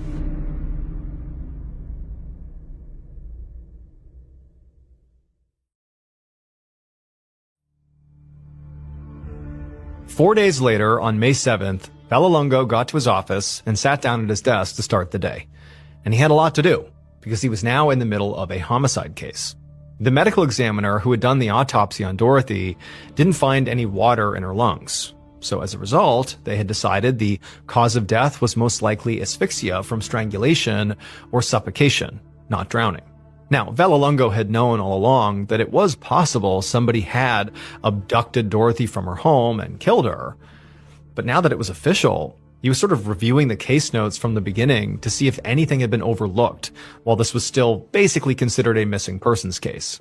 And he started with the place Dorothy was last known to be, her house. Dorothy's home was incredibly neat and undisturbed, so it was possible Dorothy was lured from her home and killed somewhere else. But Vallelongo knew from talking to her neighbors and Patricia that Dorothy was, naturally pretty reclusive and did not leave her house easily.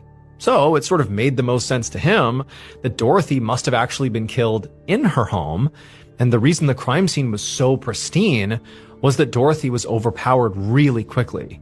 Now, originally, Vallelongo had considered Dorothy's current handyman, Kenny Pommier, to be a suspect, since he was the last one to see her alive, because he was the one who dropped her off at her home at 4 p.m., around the time she went missing. But Vallelongo had revisited Kenny and found that he had an alibi. But even if he didn't have an alibi, Vallelongo wasn't really sure what Kenny's motive would even have been. I mean, there'd been no sign of a robbery inside of her house, and on top of that, it just didn't seem like Dorothy had much money to begin with, like she wasn't wealthy. And also the way she died, strangulation or suffocation, that's so personal. And so whoever would have done that would have had to have a reason for it. But so far, Vallelongo had not spoken to anyone who really had a serious issue with Dorothy. I mean, people definitely had opinions about Dorothy, but it was almost like people said, stay away from her. She lives on haunted land and she's killed her husbands, but it just seemed like rumor mill. There didn't seem to be somebody who really had a targeted issue with her. There was that outstanding lawsuit with the Nodiers, the two people who were, battling over the rights to her property, but it wasn't clear to Vallelongo if in the middle of this lawsuit was like real hatred between the parties. He had yet to see that. And so at this point, Vallelongo felt like his biggest problem was that he really had no real evidence. There were no witnesses, and they'd searched Dorothy's house repeatedly at this point, and they hadn't found anything useful. And there were no forensics on Dorothy's body. Since her body had been in the water for so long, all the forensics had been washed away. But just then, there was a knock on the door, and an officer poked his head in and told Vallelongo that he had something that he might want to come see. And so Vallelongo got up and he walked over, and the officer said that they had just brought this guy in for writing bad checks, and it turns out his former employer was Dorothy Thompson. Vallelongo was immediately interested and asked for more information. And the officer told him that this man's name was Elkin Childress, and he had been the live-in caretaker for Dorothy for 2 months last fall. And Elkin had told the officers who had arrested him that the reason he had wanted to work there at the pet cemetery for Dorothy was to find the treasure. Apparently, along with all the other rumors about Dorothy, there was another rumor that hundreds of thousands of dollars were, buried somewhere on Dorothy's property. And Elkin had become obsessed with finding it, but he said he never did. When Vallelongo heard this, he felt his pulse pick up. He'd never heard this treasure rumor, but it wasn't any crazier than any of the other rumors he had heard about Dorothy. And if Elkin was that serious about finding, said treasure, maybe he'd gone to Dorothy and tried to force her to tell him where it was.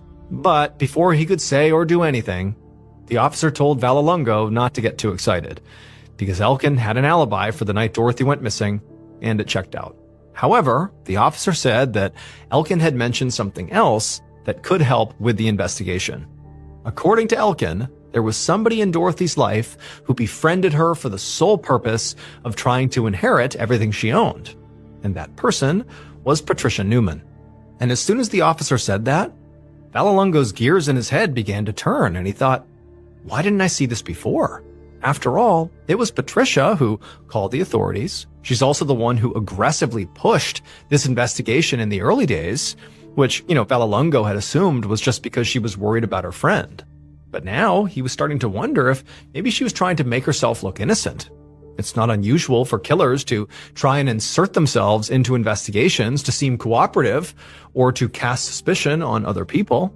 Patricia had also entered Dorothy's house multiple times before Dorothy's body was found, which certainly gave her an opportunity to interact with the scene and potentially hide evidence. And so Vallelongo turned and ran to go find Strada. They needed to speak to Patricia immediately, and this time it would be as a suspect.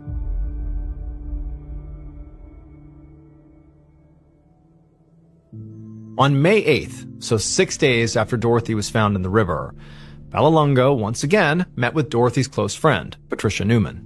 But this time, the meeting was inside of a police interrogation room. And as Vallelongo sat at the interrogation table looking at Patricia, he was watching her very carefully. She did seem somewhat annoyed that she had been called in for this, but she also seemed very nervous. In particular, she kept fidgeting with her hands. Now, Vallelongo had really considered his approach here. Since Patricia could have been lying to him this whole time, his plan was to start off pleasant and kind of lull her into a false sense of security that he believed everything she had said was true so far. And then at some point he would surprise her with a sharp left turn and see how she reacted. So he started with some background questions about Patricia's relationship with Dorothy and nodded appreciatively as Patricia explained how she and Dorothy were good friends and Patricia also took care of her. But then, kind of out of nowhere, Vallelongo asked her about Dorothy's estate and if it was valuable or not. She did say that Dorothy owned the house and the land it was on outright, so no mortgages or anything, so it had to be worth something, but she didn't know how much it was worth. Vallelongo responded to this by saying, okay, forget the financial worth of the property. Is the property worth something to you, Patricia? At that point, Vallelongo could clearly see, Patricia realizing what was happening here. She had this alarmed look on her face, like she was starting to see that she was not being treated like a witness, but rather a suspect. And so Patricia quickly said, no, the property was not worth anything to her. She didn't want it, not at all. But she kind of turned it around on Vallelongo and said, look, if you're looking for someone who does want that property, well, you ought to speak to the Nodiers. Now, Vallelongo knew who she was referencing. These were the folks who were embroiled in that lawsuit with Dorothy before she went missing and was found dead. But Vallelongo didn't say anything. He just sort of gave Patricia a look like, oh, explain what you mean. And so Patricia took the cue and told him that the Nodiers had been Dorothy's live-in employees for years, and they were complete monsters.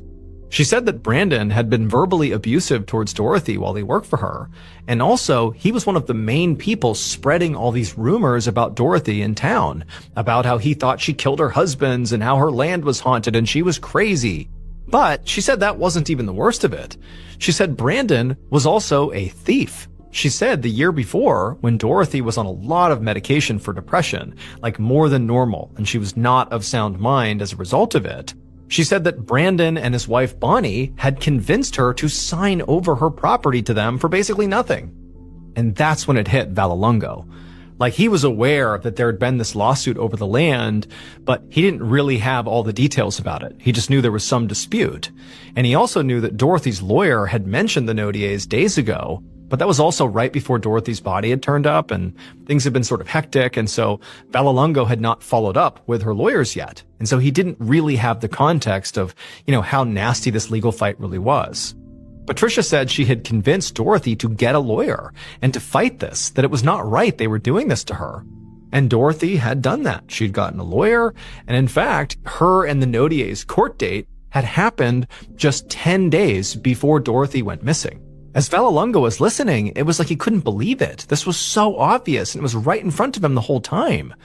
The Nodiers would clearly benefit from Dorothy's disappearance, and pretty clearly, there was real beef between the parties. So at this point, Vallelongo kind of shifted tactics and was less interested in looking at Patricia as a suspect, and instead assured her that, he would speak to them. Now, Vallelongo did speak to Patricia for a bit longer. I mean, she was still a suspect. She was very close to Dorothy, who was this older woman with no obvious heirs. And Vallelongo had not seen Dorothy's will yet, but, he wouldn't be that surprised if Patricia was in there. And if she was, that would prove she would have also benefited from Dorothy's demise, just like the Nodiers would. But regardless, Vallelongo knew he was well overdue for a conversation with the Nodiers. So they were going to be his next call. 3 days later, in the afternoon on May 10th, Vallelongo found himself back in the precinct's interrogation room, but this time it was a bit more crowded. He'd managed to track down 31-year-old Brandon Nodier for an interview, and while Brandon had agreed to talk to Vallelongo, he had also insisted on having his lawyer present as well, which immediately signaled to Vallelongo that Brandon likely had something to hide here. Vallelongo had looked into Brandon's background since speaking to Patricia, and he found out that Brandon had a criminal record, which included assault. Vallelongo also spoke to a few people in town about Brandon, and he had been told that Brandon apparently had a very hard time keeping his mouth shut. He apparently consistently seemed to threaten or go off on people whenever he got even marginally upset. He was a hothead and a loudmouth. So, given all this, Vallelongo expected Brandon to be at least somewhat antagonistic or defensive in this interview.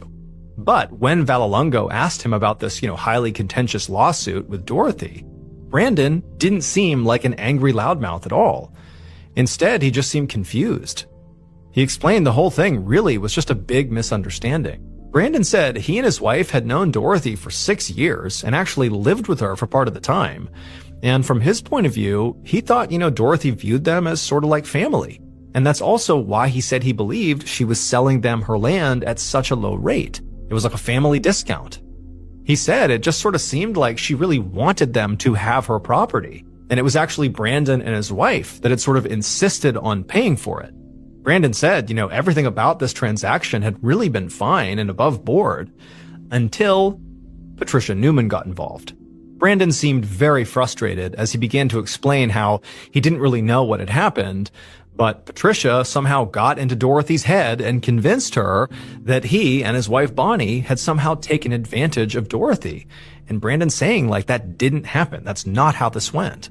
Brandon said, as far as he was concerned, it actually seemed like Patricia was the one who was taking advantage of Dorothy. And then he said there were actually all these times when apparently Patricia was staying with Dorothy, and at some point they would get into some kind of fight, and Patricia would get mad at Dorothy, and Dorothy would flee her own house and run to the Nodier's house, for protection, for safe haven. They said that was fairly common. Patricia was this awful person that, Dorothy had to flee from. As Vallelongo heard this, he kind of didn't know what to think. I mean, Brandon could be lying to him, but truthfully, Brandon seemed very convincing.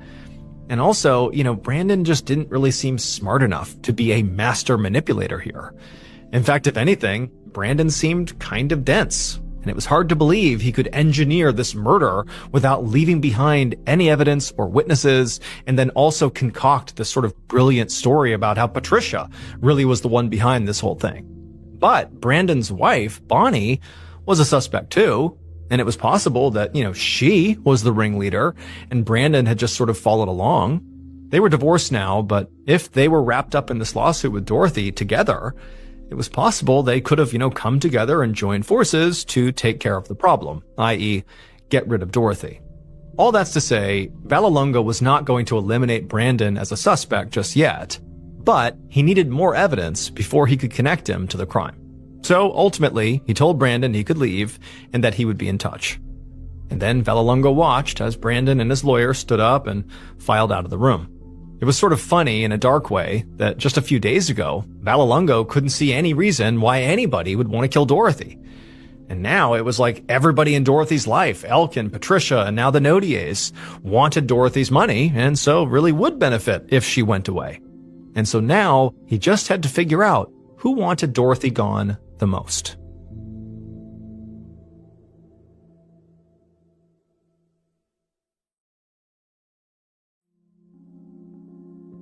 About 5 months later, in October of 1985, Vallelongo stood in the middle of Dorothy's pet cemetery along with Sergeant Strada in total disbelief. Because all around them, almost every single tombstone had been completely smashed. Now, Vallelongo had no idea who had done this, but it was sort of oddly fitting, because just like this cemetery, Vallelongo's homicide case was a complete and total mess. Since May, Vallelongo and some other investigators had questioned both Patricia and Brandon Nodier multiple times, but all they ever did was point the finger at the other one.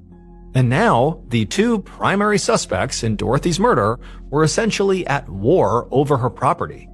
After Dorothy's will was read, it would turn out that Patricia Newman had inherited a huge chunk of her estate, including whatever proceeds came from the cemetery business.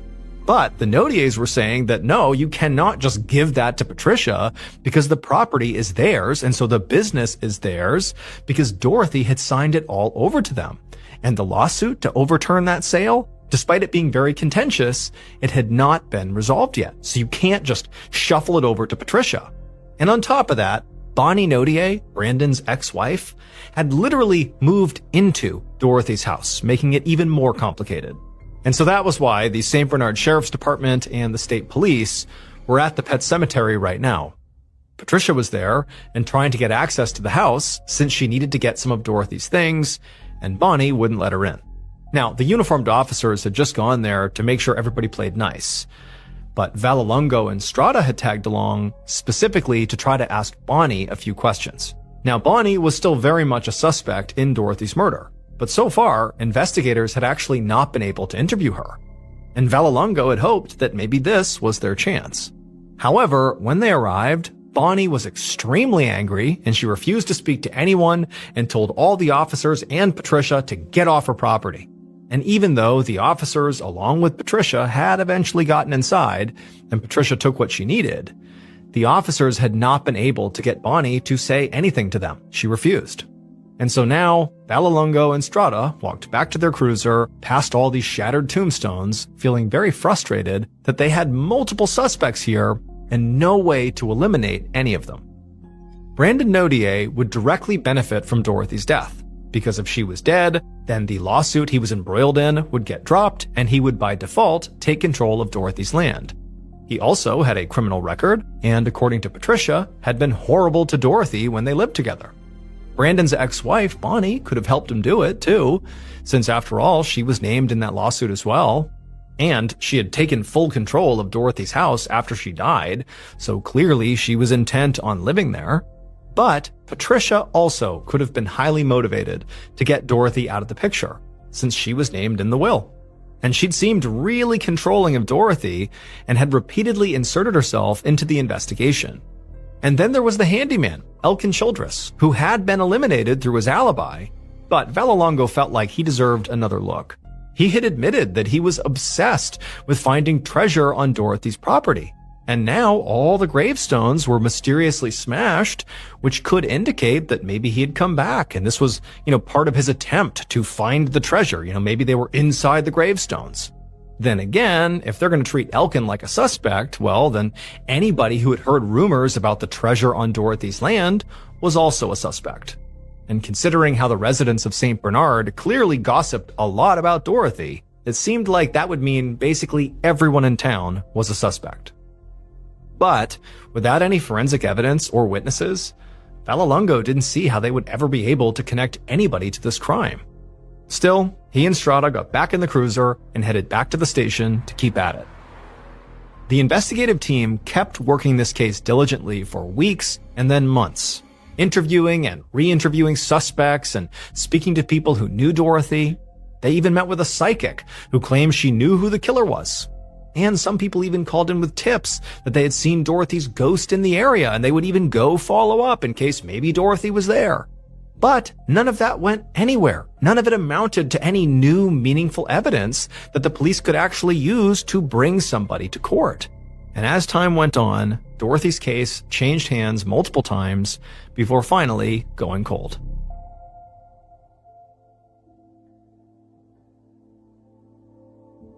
"24 years later, on a Thursday afternoon in late September of 2009, Detective John Duran sat at his desk in the St. Bernard's police precinct doing some paperwork.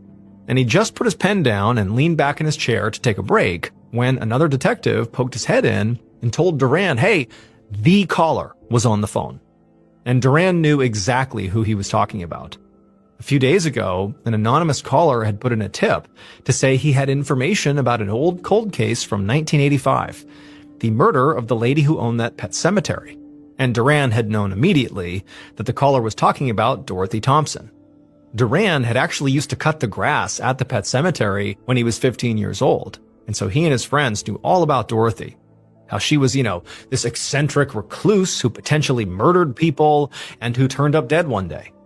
But during the first call, this tipster had gotten spooked and hung up without giving his name.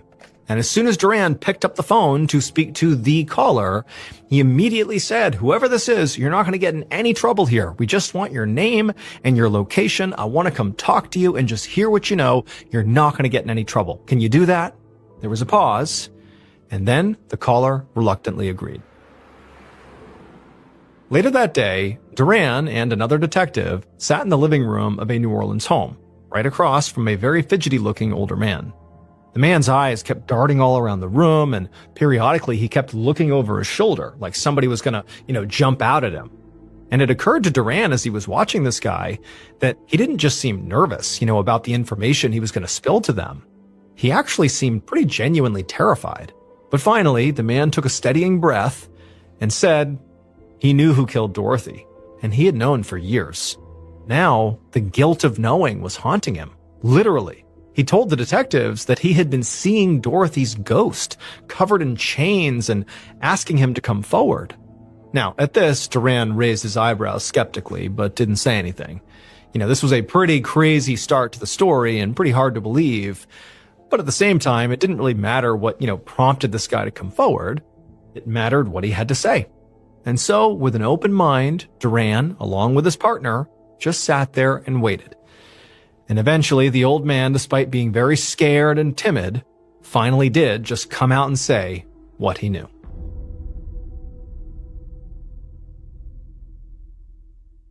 Based on a decades-long investigation and multiple confessions, here is a reconstruction of what police believe happened to Dorothy Thompson on the night of April 13th, 1985.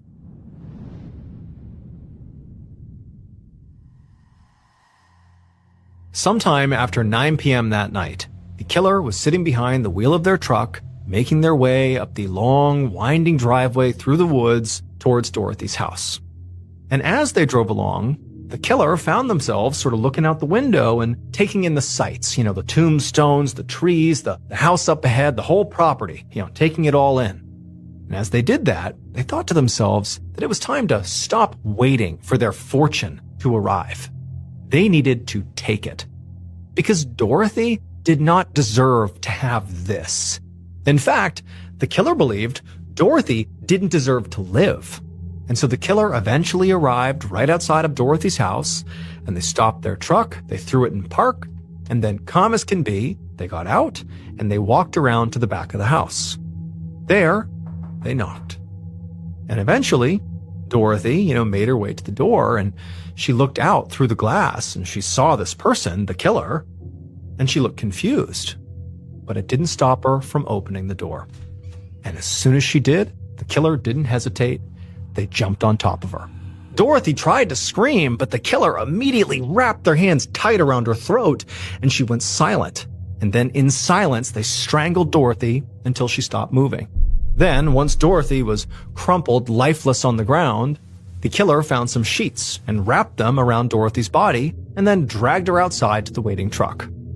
Once they put Dorothy's body in the truck, they drove to a section of the Mississippi River not far from Dorothy's house. There, the killer got out and they grabbed Dorothy's body and they tied her hands and her feet together and also, just in case, put a plastic bag tightly over her head. Then they wrapped her body in chains. And then once she was all prepped, the killer, calm as can be, lifted her body up, walked over to the Mississippi River, and threw her in. Moments later, the killer was back inside their truck, driving along, feeling better than they had in months. Because now that Dorothy was gone, all their problems were solved. It would turn out Dorothy Thompson's killer was indeed Brandon Nodier. He had not only tricked Dorothy into selling him her land at a very cheap price, but also, when she figured out he had basically conned her, she sued him at Patricia's urging. And when that happened, Brandon thought, okay, well, if I just kill Dorothy before this lawsuit gets dismissed, because they're going to figure out that this was not fair, that I did con her, if I kill her now, well, by default, the charges get dropped and the sale goes to me. The property is mine. On the night of the murder, Brandon was not alone. He actually asked another one of Dorothy's former handymen, a guy named James Tregler, to come along with him and basically just wait in the car. And so he had done that. Now, Brandon was an incredibly violent person, and he did not think twice about murdering Dorothy to make sure the lawsuit got dropped. But Brandon also had a famously big mouth, and he told his entire friend group what he had done. And so basically, all of Brandon's friends were aware of this horrible crime, and they totally believed what he said because they were fully capable of him being able to commit extreme violence, but they were scared of him. And that's why none of the friends came forward to say, what they knew. But finally, one of these friends was so haunted by their knowledge of this crime that they did eventually come forward. That was the caller who, told the detectives what happened. And in their rendition of what happened, they said Brandon didn't act alone. There was somebody else, a guy named James Tregler. And so as a result of that tip, it would take another 4 years, but they would ultimately speak to James Tregler, and he would confess to having been there on that night. And with that, they had enough evidence to finally charge Brandon for the murder. Brandon ultimately surrendered to authorities in 2012, and he would get a 10-year sentence for pleading guilty to Dorothy's murder. Brandon's ex-wife, Bonnie, was not involved.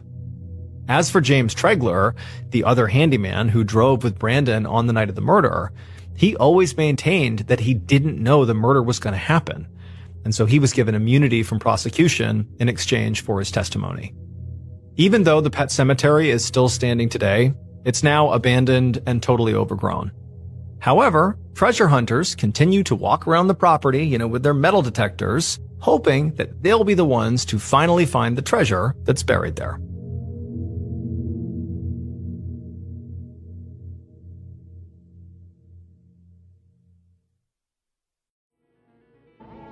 Thank you so much for watching. Let me know what you thought of today's episode in the comments. And remember, we have a whole playlist of true crime episodes ready for you to binge right now. So click here and give them a watch. All right, until next time, see ya. Today, I'm going to share 3 stories that scared me. But before we get into those stories, if you're a fan of the strange, dark, and mysterious delivered in story format, then you've come to the right channel because that's all we do, and we upload 3 or 4 times every week. So if that's of interest to you, please kidnap the like button, tie them up, and then forcibly brush their teeth and then make them drink orange juice afterwards. Also, please subscribe to our channel and turn on all notifications so you don't miss any of our weekly uploads. All right, let's get into today's stories.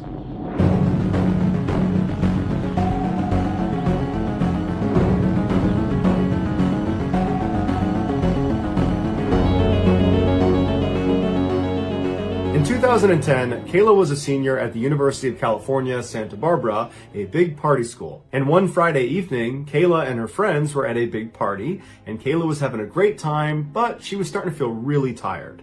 And so she asked her friends if maybe they wanted to leave early, but none of them did. And so Kayla left on her own. Luckily, her house was just down the road, and so she was at her front door in a matter of minutes. That night, her 2 roommates, who were also college seniors, had decided to stay in and just have a nice night with a couple of friends having some wine. And so when Kayla walked inside, she happened to turn to the right, and she looked on the closest wall where there was a sofa, and she saw there was a guy laying there with a blanket up to his chin, and his eyes were wide open. She didn't recognize him, but he was staring at her, and she figured, oh, he must be a friend of her roommates. But as she walked across the room, she kind of glanced back at him, and he had pulled the covers down slightly, and he had lifted his head up, and he was staring at her kind of menacingly. And so Kayla got a really bad vibe from this guy and just kind of hustled into her room, shut the door behind her, and locked it, something she never did. And a few minutes later, she was in her bed and she was passed out. A couple of hours later, she woke up to what sounded like tapping on wood. And so she sat up in her bed and she's kind of looking around. She had a couple drinks the night before and she's half asleep, so she's a bit disoriented. But finally, when she gets her bearings, she realizes this tapping sound is the sound of someone drumming their fingers on the outside of her door. And so she's looking at her door, wondering who would be doing that. And then all of a sudden, the drumming stops, and it's replaced by the sound of this person scratching on the outside of the door.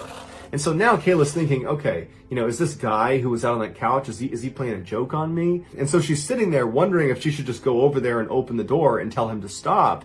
But before she gets out of her bed, the scratching gets louder and louder and louder until it's so loud that it's kind of menacing.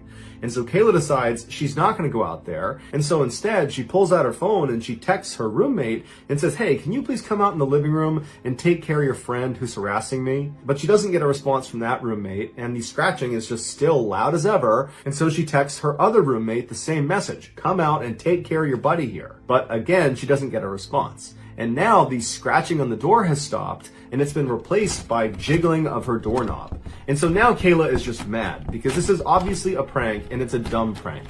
And so she yells out, hey, stop! But it doesn't do anything. And so now Kayla's like, okay, I gotta call my roommates, wake them up, they'll come out and they'll handle it.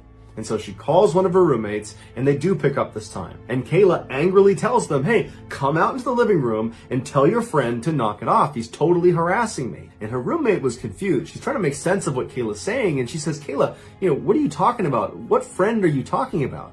And Kayla says, the guy sleeping on the couch, the guy in our living room sleeping on the couch.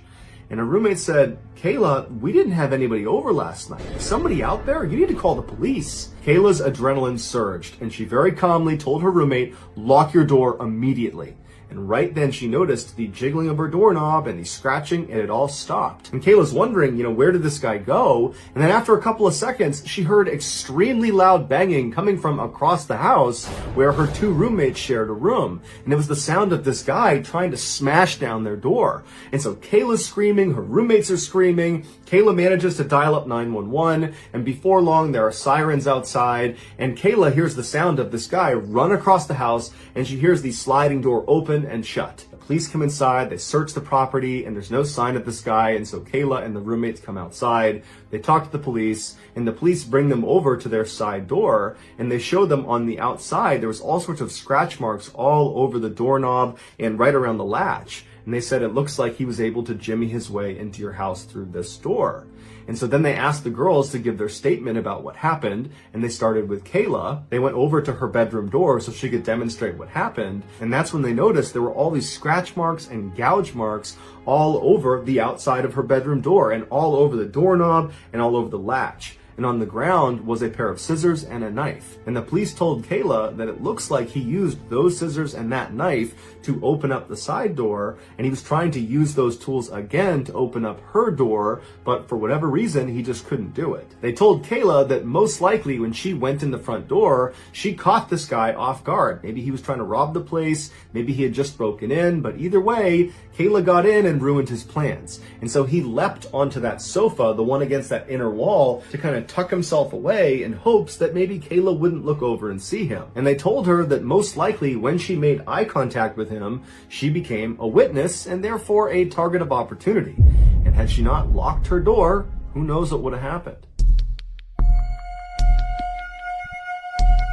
In 2004, 16-year-old Misty Tasker was a typical American teenager living in Live Oak, Florida, which is a small rural town right in the middle of the state. One Saturday evening in January, she and her mother attended a church service. Afterwards, they hopped in her mother's truck and they got on the country highway and began making their way home. Their house was just 20 minutes down this highway. It was a straight shot.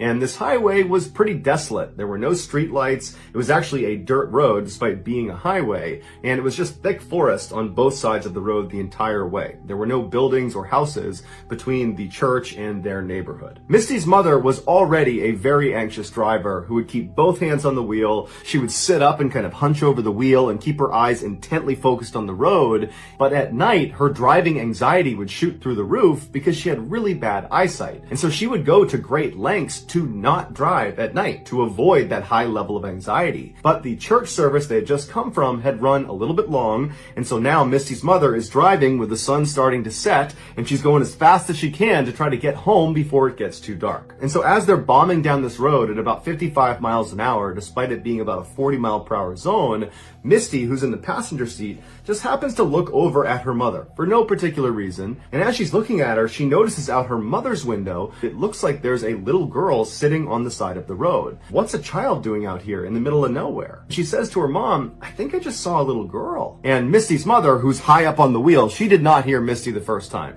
She's just focused on driving and trying to get home.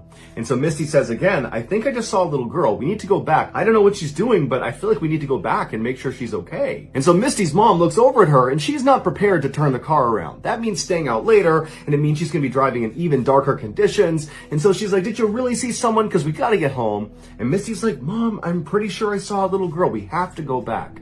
And so finally, Misty's mother, she's very annoyed, but she stops the car, she does a 3-point turn, and she begins driving back up the road where they came from towards this girl. Now, they had only made it about a half mile from where Misty believed she had seen this girl. And so pretty quickly, they slowed down because Misty said, I think she's in this area, and they both began scanning the right side of the road because that's where she's going to be now that they've turned around. Now, it was starting to get very dark outside, but there was enough light, and they had headlights. They were pretty confident they'd be able to spot this girl. And so as they're slow rolling down the road, they both see this girl a little ways up on the right-hand side. Her back was to the road. She had her knees tucked up to her chest, and she was rocking back and forth. Misty's mother made a comment that it was a little bit surprising that this girl was out here. I mean, there's really nothing around here. There's no houses, there's no buildings, there's no trails to be walking in this forest on either side. It was just kind of thick forest. And so she just thought it was very strange that this girl would even be out here, especially because there's not any traffic on this road. And so Misty's mother began slowly rolling up to her, and she told her daughter that instead of just stopping right away, let's just drive past her and get a look at her, and then we'll turn around and see if she needs any help. And so as they got right up next to her, they realized she was not a little girl. She was a young teenager, but she was not a young child.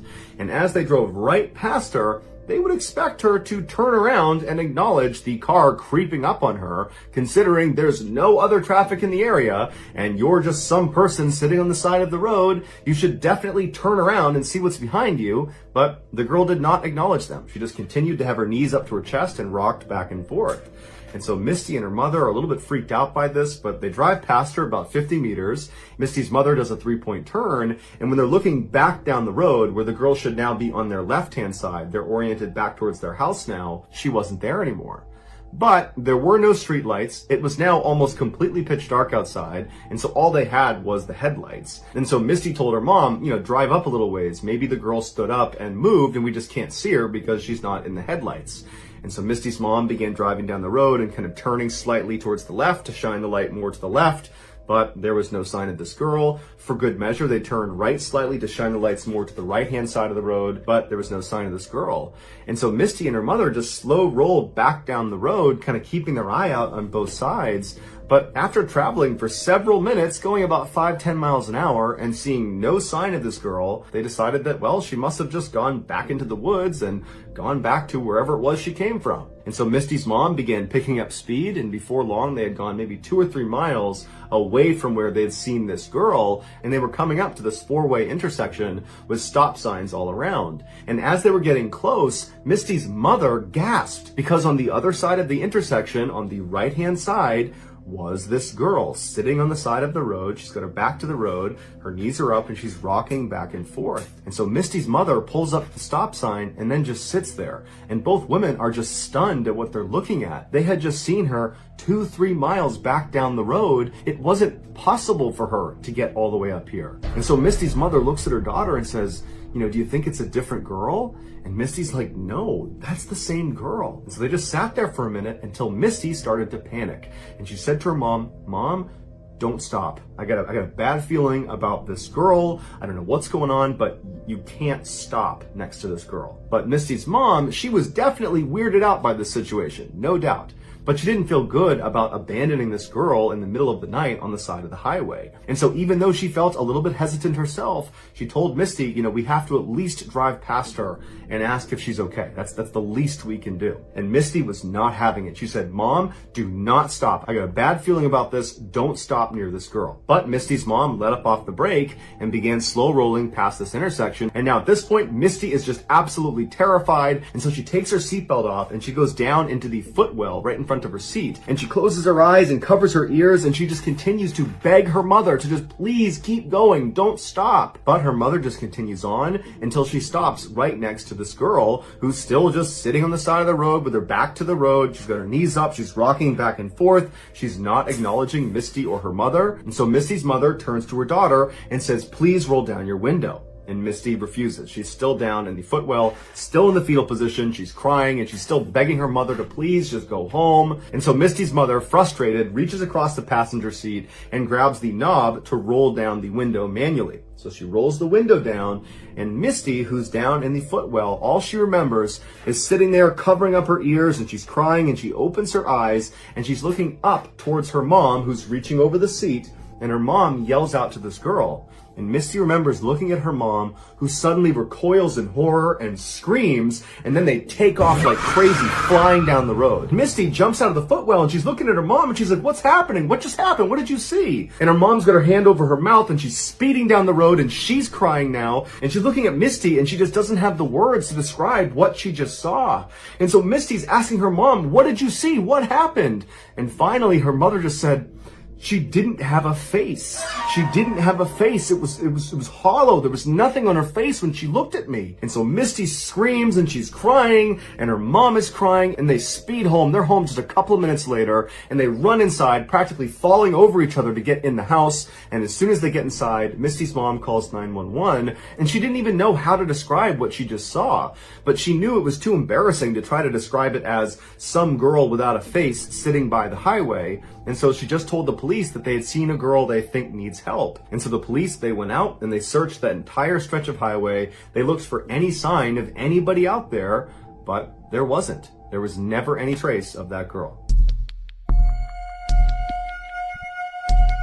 In 2016, a 25-year-old Wall Street banker named Matt was camping near Mount Rainier in Washington state. His job was so hectic that in the rare times he got a chance to, he would disappear into the wilderness for a few days to clear his head. Despite living in one of the biggest cities in the world, Matt was actually a very competent outdoorsman. And so for this trip, he decided he would stay way off any trail, deep in the backcountry in random locations. On the first night, he found a nice clearing in the trees, and so he set up his campsite there. He ate some food over his fire, he pitched his tent, climbed inside, and within a few minutes, he was fast asleep. Several hours later, Matt woke up to some strange sounds coming from outside of his tent. It sounded like a couple of animals or maybe one animal moving around right outside. And so after a while of just hearing this constant sound, he rolled over and he barely unzipped his tent flap just to look out and see if he could see whatever animal it was. And what he saw shocked him. There was a man sitting in front of his fire pit. There was no fire in his fire pit. And the guy was just sitting there with his hands on his knees, looking straight down. And periodically he would just kick his feet in the ashes of the fire pit. And Matt didn't even know what to do, so he's just looking at him through this little tiny gap in his tent. And this man all of a sudden looks up directly at Matt and makes eye contact with him. And the guy's eyes go wide, and he stands up, turns around, and runs away from Matt's campsite. Matt has no idea how to react to this, and so he just quickly unzips his tent, jumps outside, and shines his light into the forest looking for this guy. He's thinking to himself, who is this guy? I am in the middle of nowhere in the backcountry of Washington state. How long was he sitting outside there for? What does he want? And so as Matt is trying to make sense of this totally weird thing, he's thinking, okay, I'm going to look out and I'm going to see his flashlight somewhere, or I'm going to see his campsite. You know, maybe he's set up nearby, and he's looking around into the total darkness. He's looking through all the trees, any light source anywhere out there he would see. And there's not one. There's no fire. There's no flashlight. There is nothing. And so eventually Matt goes back inside of his tent, he zips it up, and he's just left kind of dumbfounded. He can't understand how some person was just sitting outside of his tent for no apparent reason and then vanished into the forest without even turning on a flashlight. And so after a very restless night, finally the sun came up again, and Matt was very relieved. He stepped outside, and after a little bit of time now from this strange incident, Matt started to tell himself that all that was is some guy happened to set up his campsite nearby. It is possible, albeit rare because we're in the backcountry, and maybe he was just intoxicated and he wandered over here, and stranger things have happened, so that's probably all it was. And so Matt felt like there was nothing to worry about. He packed up his campsite and he began hiking into the forest. Matt didn't have a planned route. Instead, he had a map and a compass, and he began just kind of wandering in the forest, kind of exploring wherever he wanted to go. And over the next 2 days, he covered at least 10, maybe 15 miles in kind of random zigzag directions. He found a nice clearing and he set up another campsite. That night, he set up a fire and he was eating some food near his fire. And then as he's sitting there, he hears rustling coming from behind him. And he's pretty sure it's an animal, so he turns around and he doesn't see anything. And he goes back to eating his food. And then a little while later, he hears some more rustling behind him. And this time, he can't really just write it off. Clearly, there is something behind him that's moving around. And so he stood up, turned around, and remained motionless and just listened, expecting to see maybe a deer come out of the woods. But instead, he hears a man's voice come out of the darkness that says, "Do you know how to get to Bell's Canyon?" And Matt's heart starts racing. He knows that even though he can't see him, it has to be the same guy he saw 2 days ago. Because they are in the middle of nowhere. He hasn't seen any other hikers or campers or anyone. And clearly this guy has the ability to sneak up on him. And so he's thinking, what does this guy want? I just spent the past 2 days hiking in random directions for 15 miles, and he must have followed me. And so Matt, not knowing what else to do, just says, "I don't know where Bell's Canyon is." And then there's silence. And Matt, one part of him is thinking, I hope this guy does not come into the light. I hope he just goes away. The other part of him is thinking, well, maybe this is a different person that is lost and they're looking for this place called Bell's Canyon and they'll come into the light. It'll be a big relief. I'll send them on their merry way and everything will be fine. But as Matt is having this wishful thinking, the voice from the shadows does not come any closer, but instead asks the same question, a bit more forcefully this time. "Do you know how to get to Bell's Canyon?" This time, Matt did not respond. Now he was scared. This is not some friendly hiker looking for directions. There's something wrong. And so Matt, knowing he's all alone out here, he knew he had to do something to try to take control of this situation. And so he took a deep breath, he reached down and grabbed his flashlight, and in one swift motion, he lifted his light up and shined it in the direction of this guy's voice. And what he saw was this guy from 2 days ago looking out from behind a tree right in Matt's direction. He was hiding from him. And when the light hit him, the man barked at Matt to aim it away. And Matt kind of instinctively lowered his light, but now he was too scared to raise it again, and now he knows it's the same guy. This guy has been following me for 2 days. And so for several minutes, Matt just stood there, absolutely terrified, and this guy, he just stayed out there. Matt didn't hear him move. It was just a complete standstill. And then the silence was broken yet again by this voice, except somehow he had moved even closer to Matt. And when he came through asking the same question, "Do you know how to get to Bell's Canyon?" his voice was so close to Matt that Matt got scared and raised his light up, and the man was standing just a few feet away from him. And this time, the man's eyes got wide like they did the first time they saw Matt, and he turned around and he ran into the forest again. Matt, not knowing any better, just began running after him, but he only ran for about 30 seconds before he realized the terrain out here is so rough. He's gonna fall, get hurt, he's gonna get lost, and this guy's already long gone. He somehow managed to run immediately so far away.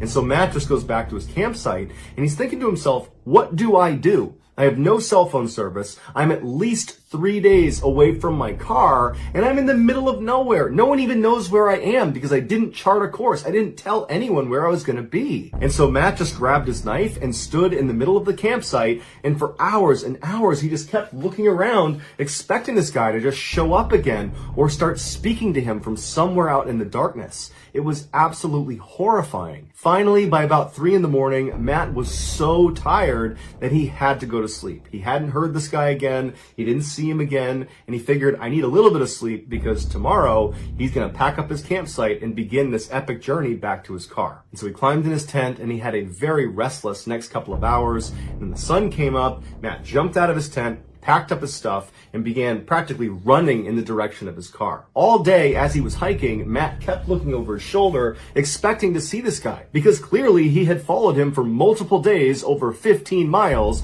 and so the likelihood that he's still following him was really high. And so all day, Matt just felt like he was being watched, he was totally terrified, and then the sun started to go down, and Matt knew he would have to camp out again. And so he found a clearing in the trees, he set up his campsite, and he was so tired from running basically all day and being so mentally exhausted from this experience that he just got in his tent and fell asleep very quickly. But several hours later, he woke up to the sound of somebody walking around his tent, and he knew it had to be this guy. He's still in the middle of nowhere. He's not even close to the parking lot yet. And so this guy is still following him. And so Matt sat up in his tent, he clutched his knife, and for hours and hours and hours, all night, this guy just walked around his campsite. And then around 4 or 5 in the morning, he scampered off. When the sun finally came up, Matt leapt out of his tent, packed up his stuff, and literally just began running in the direction of his car, hoping that maybe he could get there before needing to camp out one more night. And so all day as he moved, he's looking over his shoulder, knowing this guy is following him. At this point, it's not even a question. He's somewhere in the forest, but he could never see him. And unfortunately, as the sun was setting, he knew he was not going to be able to make it to his car. He was just too far away. And so at some point, when it got too dark to keep moving, he had to find a clearing and set up his tent again. And so once his tent was set up, he just climbed inside, grabbed his knife, and sat there, knowing this guy was somewhere out there. And so Matt climbed inside of his tent, he zipped it up behind him, he grabbed his knife, and he sat there, expecting to hear this guy come walking around. But after several hours, he didn't hear him. And Matt started to wonder, maybe this guy has left me alone, finally. Maybe he's not following me anymore. And so Matt, who was totally exhausted, laid down to go to sleep. And then as he's laying there from somewhere out in the woods, Do you know how to get to Bell's Canyon? Matt immediately sat up. His heart began racing so fast that he actually was concerned he might have a heart attack.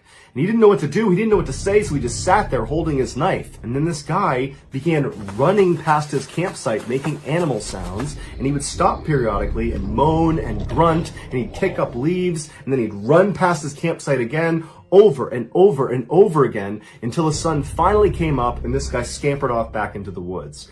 Matt didn't waste any time. He leapt out of his tent, packed his stuff up, and ran all the way back to his car. When he finally got inside of his car, shut the door, and locked it, he cried tears of joy. He was so unbelievably relieved. And he peeled out of the parking lot. He got to a nearby hotel. He finally got cell phone reception, and he considered calling the police about this guy, but he thought, what am I going to tell them? He didn't commit a crime. He was just terrifying. And so he decided not to call the police. He finally flew back to New York, and he just had to accept that there was some strange guy out in the wilderness of Washington state who was able to hunt him over 3 days and 30 miles in rugged terrain without the use of a flashlight, without any gear, and all he ever said to Matt was, Do you know how to get to Bell's Canyon? So that's going to do it, guys. If you found the secret in today's episode, let us know in the comments what it is and where you found it, so give us the timestamp. And if you're the first to do that, we will pin you at the top of the comments section. If you enjoyed today's video and you haven't done this already, please kidnap the like button, tie them up, and then forcibly brush their teeth, and then make them drink orange juice. Also, please subscribe to our channel and turn on all notifications so you don't miss any of our weekly 3 or 4 video uploads. If you want to get in touch with me, you can direct message me on Instagram or on Twitter. My username is the same. It's JohnBallen416. I also have a ton of content over on TikTok where my username is MrBallen. I also have a second YouTube channel called MrBallen Shorts where I post random short videos and lost episodes. If you have a story suggestion, please submit it to our subreddit just called Mr. Ballen. It's linked in the description below. So whether I see you on Twitter, Instagram, TikTok, Reddit, YouTube, or some combination, just know that I really appreciate your support. And until next time, that's going to do it. See ya. Today, I'm going to tell you 2 stories that each of them at first glance will appear to be sort of a run-of-the-mill true crime story. But they are not. I promise you, stick to the end of each of these stories and you'll hear 2 very unique, very sort of unbelievable plot twists. But before we get into those 2 stories, if you're a fan of the strange, dark, and mysterious delivered in story format, then you've come to the right place because that's all we do, and we upload 2, 3, even 4 times every week. So if that's of interest to you, please sneak into the Like Button's house and log on to their computer and email love letters to all of their work contacts. Also, please subscribe to our channel and turn on all notifications so you don't miss any of our weekly uploads. Okay, let's get into today's stories.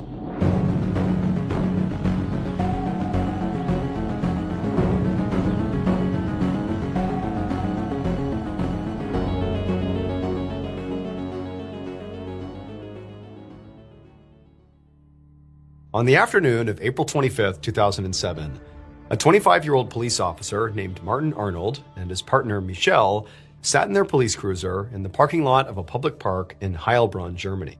They were on their lunch break, and Martin was eating a sandwich and looking out across the park, which was mostly empty because it was a weekday afternoon. So Heilbronn was a medium-sized city in southern Germany, and it was generally a pretty safe area. I mean, for the most part, the worst crimes committed here were like break-ins or muggings. So Martin and his partner, they didn't have a whole lot of action happening around them. However, something Martin and Michelle and basically all police officers, for the most part, in Germany were acutely aware of was over the last 14 years, all across Germany, there had been this rash of crimes ranging from, home invasions and robberies to at least 2 murders that had basically all been committed based on DNA evidence by the same person, this singular woman whose nickname was the woman with no face. And she still hadn't been caught yet. And so in essence, all police officers in Germany were sort of like always on the lookout for this woman. She was like the most elusive and sought after criminal in the whole country. But on this particular day, as Martin sat in his cruiser on his lunch break, he wasn't really thinking about how he might get involved in capturing the woman with no face. Instead, he was just worried about his sandwich. And so he went to take another bite of his sandwich when he heard the back doors of his cruiser open up. And he whipped around and he looked, and there were these 2 people who had approached the cruiser, and each of them were carrying a gun. And before Martin or Michelle could do anything, these people raised their weapons and they fired, and everything went black. Within minutes, officers from the Heilbronn Police Department had swarmed the scene. They found Michelle, who was deceased from a gunshot wound to the head. And Martin had also been shot in the head, but he was still alive. He was just unconscious. And so an ambulance rushed him to the hospital while detectives taped off the crime scene and began looking for evidence. Some officers immediately began canvassing the area looking for potential witnesses. But because the park was basically empty all day, there was nobody who had seen the shooting. Other officers looked for footprints in the ground, around the car. They also began looking for fingerprints on the car, bullet casings, hairs, other fibers inside or outside the car. But there was nothing. And so at this point, the investigators are like, okay, all we know is there's been at least one shooter, maybe multiple, because they have not spoken to Martin, who's unconscious. They have no idea what he's seen. So they're seeing that at least one person has managed to come up to a police cruiser, undetected presumably, open up the doors, shoot both officers in the head, and then get away without leaving behind any obvious evidence. It just seemed crazy. Like, have we just missed something? Like, there's got to be something here that sort of points us in the direction of who was responsible. And so in a last-ditch attempt to find something helpful at the crime scene, one officer swabbed the inside of the car for potential DNA evidence. They knew that if there was DNA, it could belong to Martin or Michelle or anybody else who might have been inside of this car, and any of those people didn't have to be the shooter or shooters. They could just be people in the car. But it was possible that DNA found inside that car could belong to whoever did this. However, they wouldn't know about this DNA sample until the crime lab analyzed the swabs, and that could take a really long time. But it was certainly worth it. And so they sent the swabs off for testing. While they waited for the DNA results to come in, the Heilbronn PD continued trying to find witnesses or any other helpful evidence, anything, but they kept coming up empty. Their only potential witness here was Martin himself, but he was still in a coma at the hospital. It was not until weeks later that finally the police had something to go on, because the DNA results came back. And not only was there DNA found in the car, but what this DNA revealed sent the media into a frenzy and brought this investigation to the national level.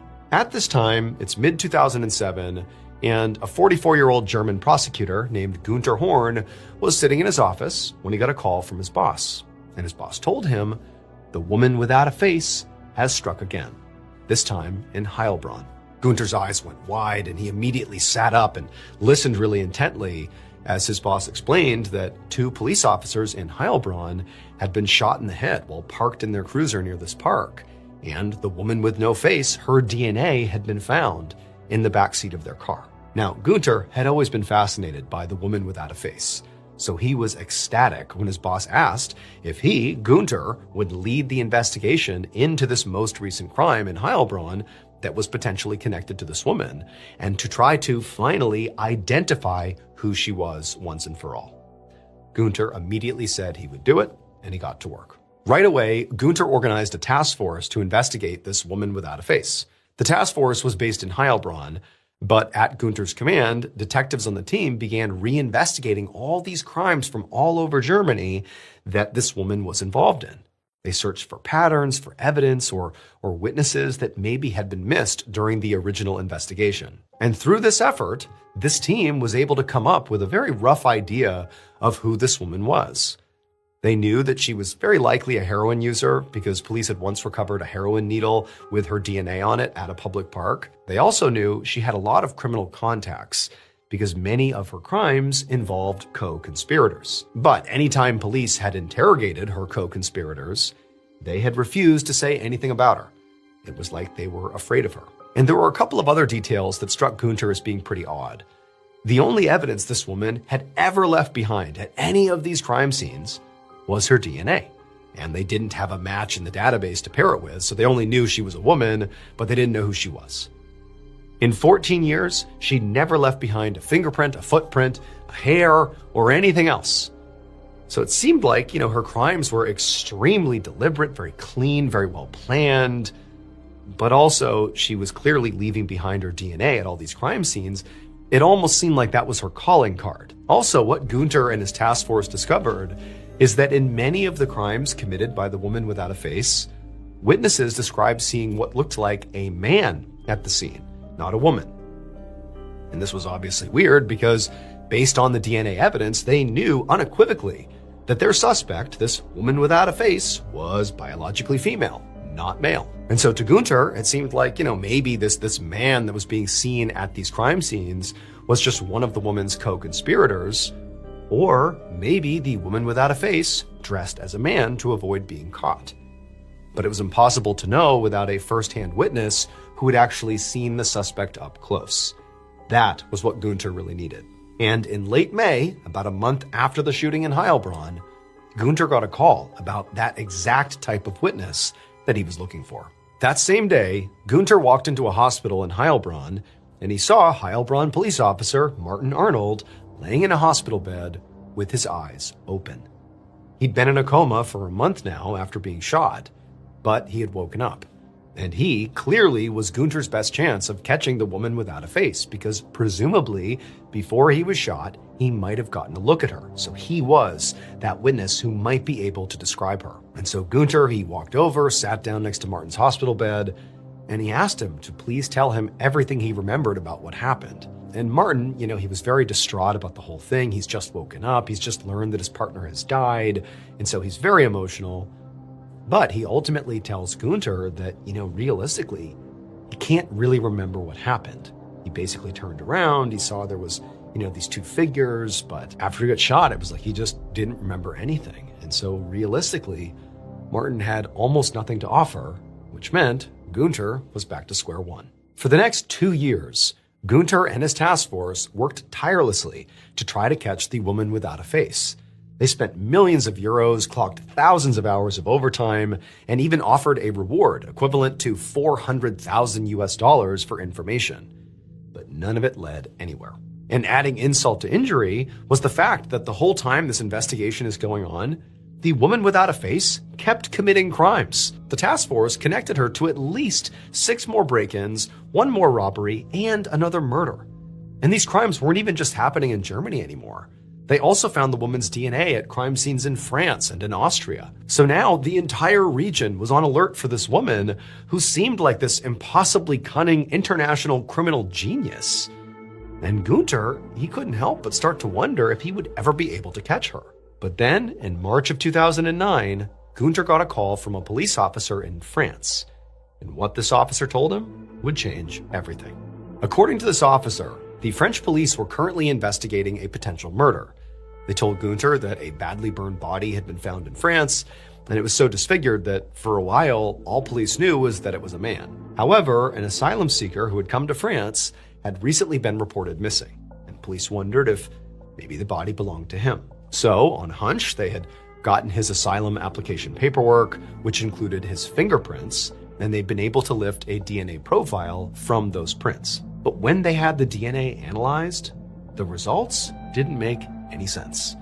And the French police were so baffled by these results that they were now calling Gunter, because they knew if there's someone who needs to know about this, it's Gunter. And so Gunter, after being fully filled in about the baffling results that they had found, he was also at first very confused, But at the same time, he felt this new surge of hope, because to him, it felt like, as bizarre as this was, maybe this was the break he'd been looking for the past 2 years. Maybe this was the time he was finally going to figure out who this woman really was. So he thanked the French police officer and then brought this new information to his team. And within just a few days, this new information from France did lead Gunter and his team to the woman with no face. It would turn out this woman, the international criminal mastermind behind dozens of crimes, including at least 4 murders, who had evaded capture for 16 years all across the entirety of Germany and beyond, appeared to everybody who actually knew her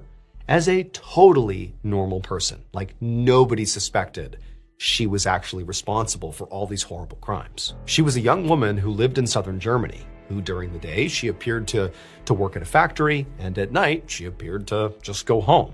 Like, she lived a very ordinary life. And so again, nobody ever suspected her. But what the French police found when they analyzed the DNA from the missing man's asylum application was that man's fingerprints somehow contained this woman's DNA. This was clearly impossible. I mean, primarily because the man was biologically male and the woman without a face was biologically female. They knew that. So even if the asylum seeker had secretly been this woman, that wasn't really possible. And so when the French police saw this, they knew they had to tell Gunter, because he was in charge of the woman without a face investigation.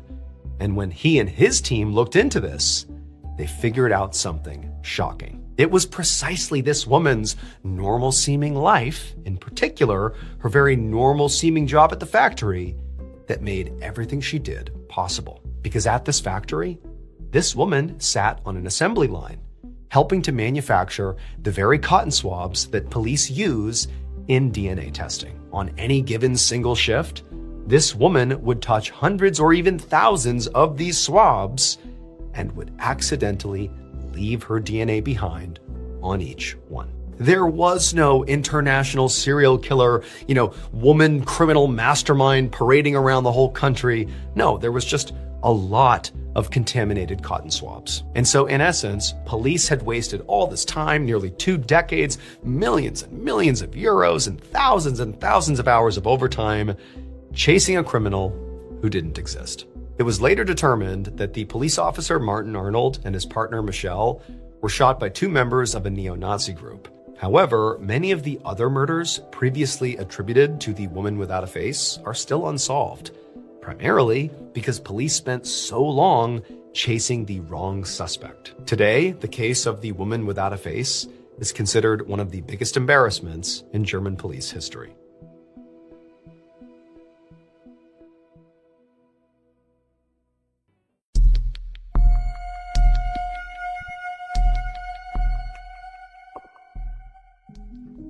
On the afternoon of May 2nd, 1930, a middle-aged woman named Kim Soo-jin walked into her farmhouse in a small village called Bibongmyeon in what is now South Korea. She had spent the whole day working outside on her farm, and now all she wanted to do was grab some water, sit down, and finally just rest for a second. But before she could do any of that, she heard a knock at her door. And even though she was exhausted, the sound of this knock actually sort of energized her, because she was pretty sure that her 16-year-old son, Bak Chung-soo, had finally come home. So Soo-jin and her son ran this farm together, just the 2 of them. And they really barely made any money doing it. In fact, a lot of the time, they didn't even grow enough food to feed themselves. So to try to make ends meet, Soo-jin's son had recently started a full-time job at an inn in town. And he also frequently did odd jobs in the village for extra cash. The problem was, Soo-jin's son would sometimes go straight from his job at the inn to one of those odd jobs, and he didn't always have time to stop by to tell his mother where he was going first. And remember, this was 1930 in rural Korea, so it wasn't like he could just call her. And so basically, this mother was left to worry about her son kind of frequently.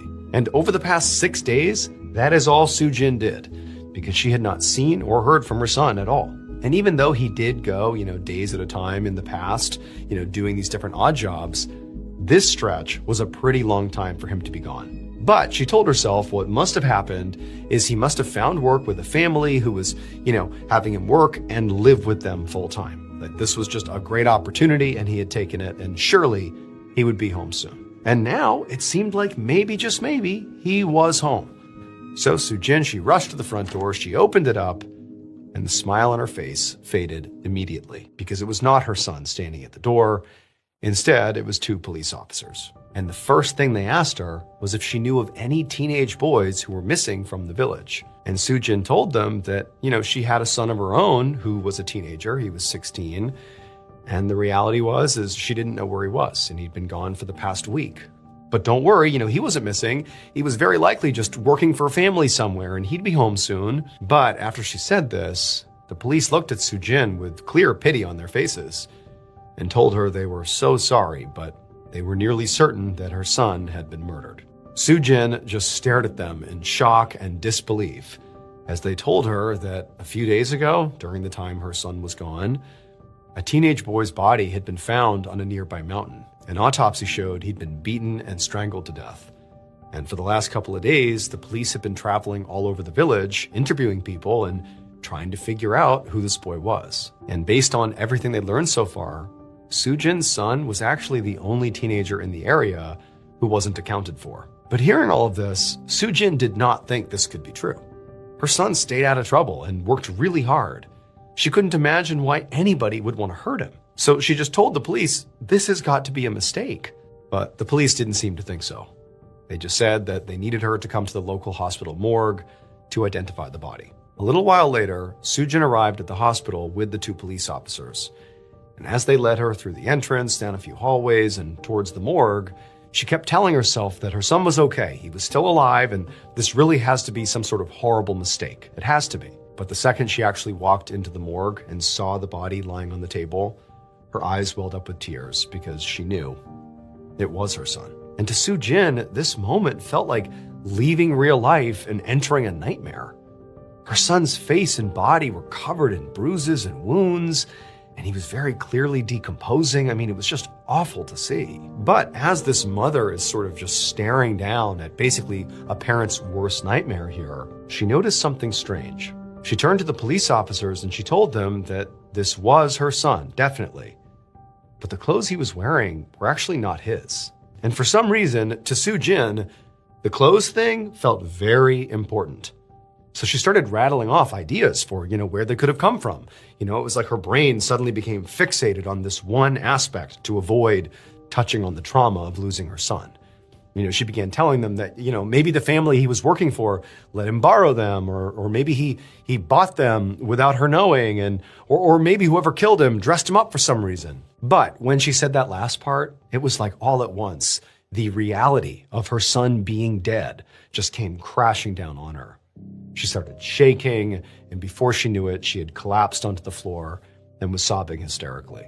Less than a week later, Sujin was sitting in her farmhouse, staring out her front window in a daze, when she saw the police walking towards her house again. Over the past few days, she hadn't heard any updates about her son's case, so she'd just been at the farmhouse all alone, trying to make sense of his death. But now, Sujin sees these officers, and so she goes right outside and she meets them and she asks them, do you have news for me about what happened to my son? And they tell her that she was likely going to have to sit down to hear this. Sujin figured it couldn't be worse than finding out your son's been murdered, so she said, okay, let's go inside. And so they went inside the farmhouse, they sat down, and then the police told her that they figured out who had killed her son. They told her they had not one, but two people in jail right now who had both issued full confessions. Both of these suspects were people that Sujin's son, Chang-Soo, had worked with at the inn in town.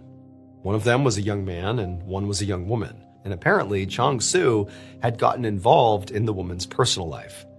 She was having an affair with a married man, but was planning to run away with a different man from the village soon. And Chang-Soo had told the married man about it. When the woman found out that Chang-Soo had done that, she was furious. So furious that she conspired with her co-worker, the young man, the other suspect, to lure Chang-Soo out to the mountains under the guise of gathering wild vegetables. And then when they got there, the man and the woman beat up Chang-Soo and then strangled him to death. This had all happened on the first night that Chang-Soo had left the farmhouse. So over that 6-day period, he pretty much went out and immediately was killed. And so over those 6 days, he was never, living with a family and working for them. He was just dead on the mountain the whole time. The police told Soo-jin that they had charged both suspects with murder. But after hearing all this, Soo-jin still had one question. What about her son's clothes? Was there anything in the suspect's confessions about that? But the police just shook their heads, no, and said the clothes didn't really seem relevant to the case anyway. And this time, even though Soo-jin, did feel like the clothes have to mean something, she didn't argue or even, try to come up with other theories about the clothes. She just sort of accepted what the police had told her. As horrible as it was to know that her son was murdered over something so petty, she was at least glad to know that his killers were behind bars. Soo-jin eventually got her son's body from the police, and she was able to bury him in the local cemetery. And then after that, she did her best to try to move on, but she never could. And as this nightmare kept happening night after night, Soo-jin slowly became convinced that her son was haunting her dreams. And so Soo-jin basically stopped sleeping, couldn't really eat, certainly couldn't work. Her farm fell into disrepair. She actually began to think she was just gonna wither away and die here unless something changed. I mean, this was horrible. She was overcome with grief and sadness and also just scared. These dreams were terrifying. But then on the night of October 18th, 1931, so about 6 months after her son was killed, Soo-jin woke up from yet another nightmare.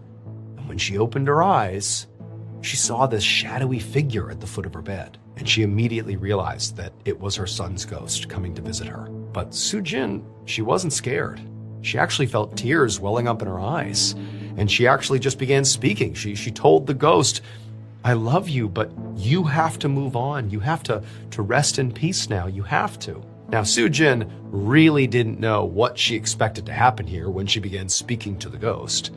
But what did happen was definitely not something she would have considered, because suddenly the ghost opened their mouth and they spoke. And what the ghost said changed everything. It would turn out Chong-soo, Soo-jin's son, had been viciously attacked by that man and woman up on the mountain. They really had beaten and strangled him and left him for dead. But he didn't die. He survived the attack. And when he came to, he fled the area because he was fearful if he went back home, they would finish the job. They would attack him and kill him. So he didn't have a chance to tell his mom that he was basically on the run. And so for 6 months, he's living in random towns, doing odd jobs to survive. But eventually, 6 months in, he misses his mom, he misses home, and he goes back and he walks into a room in the middle of the night. He is the ghost. And when she said to him, "You need to rest in peace now," he just says to his mom, "I'm not dead." And he was just being honest. "I'm here, I'm back, I survived." It would turn out the body that was found on the mountain was just some other teenage boy who was never identified, by the way, who happened to be in the same area where he had been attacked. And so when word got out about this body being found on the mountain, the man and the woman who had attacked Chong-soo, they're like, "Shoot, that's him, that was us." And they confessed to killing him because that's what they tried to do. They tried to kill him. They didn't kill him. It was some other body. And then when Soo-jin went to the morgue and saw this body, it was decomposing and he basically looked like her son. And so she misidentified him. She thought it was her son, but it really wasn't. And she fixated on his clothes and she was like, "Something's off." Well, she was right. It wasn't her son. It was someone else's clothes. And so in the end, the man and woman who had attacked Chong-soo had their murder charges dropped because they didn't commit a murder. And they were both ultimately released from jail after serving about a year in prison for the assault. As for the actual person who was found dead on the mountain, they were never identified and they were buried in a sort of unmarked grave. And the location of that grave has been lost to time. And so even though we have the ability today to test for DNA, we're not able to exhume them because we don't know where their grave is. And so very likely we'll never know who that person was.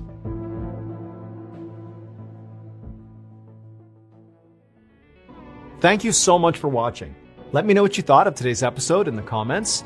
And remember, we have hundreds of videos for you to binge right now. But if you're looking for a recommendation from me of that one video that's worth your time, well, it's this one right here. So give it a watch. All right, until next time, see ya.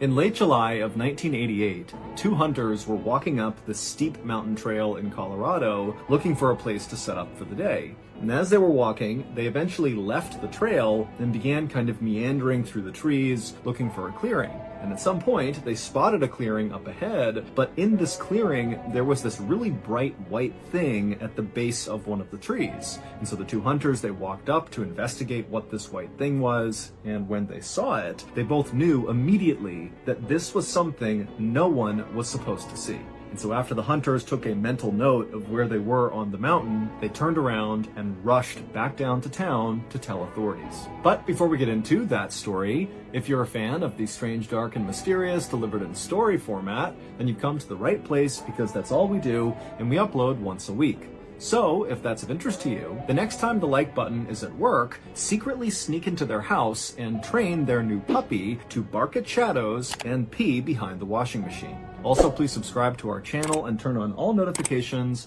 so you don't miss any of our weekly uploads. Okay, let's get into today's story.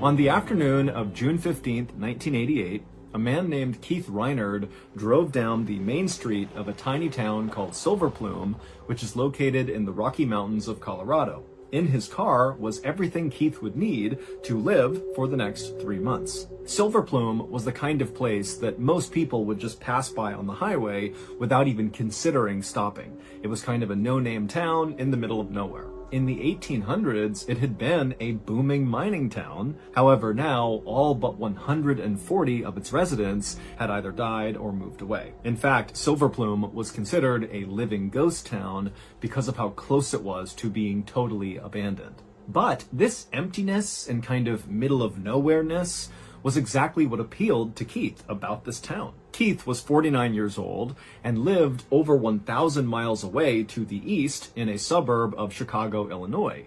And Keith had a great life. He was married with 2 kids, a boy and a girl. He had a good job working for a newspaper covering high school sports, and he had a beautiful house. But for Keith, he felt like as good as his life looked on paper, it was missing something. There was one thing he had always wanted to do, but had always put off doing, and that was to write a book. And not just any book, a book that lots of people were going to read, a great American classic. That's what he wanted to make. But there was just one problem. Keith had no idea what this big book was going to be about.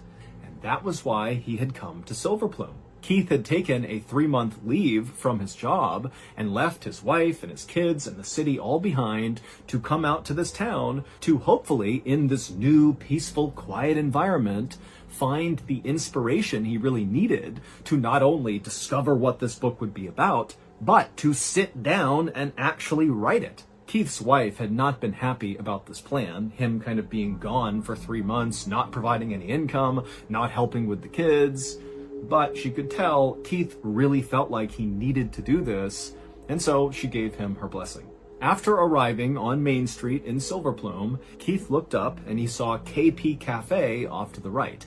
It was a weathered old building that looked like it was straight out of a cowboy movie, and this cafe was exactly the landmark that Keith had been looking for. And so he pulled his car over on the side of the road, he got out, he stretched, and then he began walking towards this cafe. This cafe was the big hangout spot in Silver Plume for all of its 140 residents, and the reason Keith knew this was because his best friend from high school, Ted Parker, owned KP Cafe. Ted had actually been the person who inspired Keith to come to Silver Plume in the first place. He had told him about how peaceful and serene this place was, the best environment for a writer.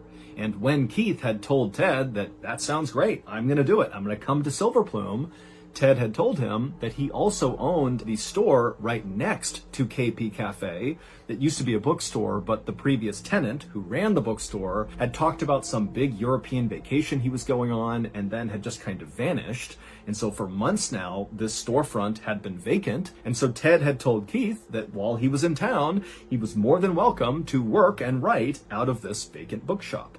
And so Keith, after walking up to the front window of KP Cafe, he looked inside and didn't see Ted, and so he decided he would take a moment and walk over to this vacant bookshop that would be his office. So he went next door, he pulled out the key that Ted had already sent him in advance, he unlocked the door, and he went inside. And right away, Keith was struck at what he saw. I mean, the place was full of books. Some piles of books were higher than his head, and many of the books looked rare and expensive. And Keith's first thought was, why did this guy who used to run this store just abandon all of this? This had to cost a lot of money. But Keith was far too excited about the next few months and getting this book done that he didn't really think too hard about whatever the previous owner had done. And instead, he just began to daydream about what the next few months would be like and how this book was going to turn out. And as Keith was thinking about his big book project, Ted actually came into the bookstore, and when the two friends saw each other, they ran up to each other and embraced, and then before long, the two of them had gone outside and began walking around Silverplume, just chatting and catching up. And eventually, after chatting and walking around for a really long time, the pair left Silverplume and wound up walking onto this hiking trail that went up into the woods. Now, years earlier, Ted and Keith had both been avid hikers and outdoorsmen, but now, Keith had put on some weight and he really wasn't a big hiker anymore, but Ted didn't really know that. And so Ted, he's leading this hike up this trail as they're still kind of chatting and making light of things. But Keith, as he was struggling to keep up, was getting more and more anxious about this hike. And he also had a deep fear of heights. And this trail appeared to go really high up this mountain. But Keith kept telling himself that, he was here in Silverplume as much to write this book as he was to kind of have a little more adventure in his life. And so he just kept on trudging along after Ted.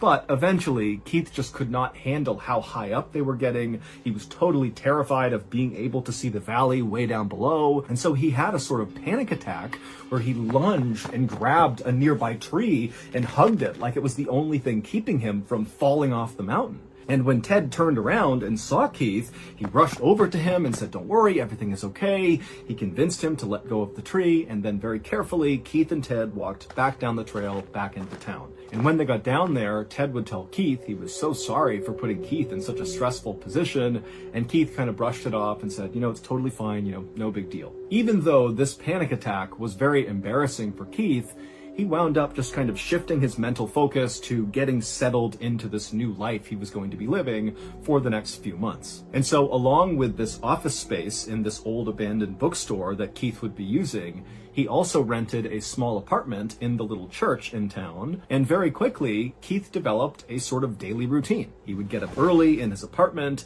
and he would make his way over to the bookstore, and he would sit down at his computer, and he would write all day.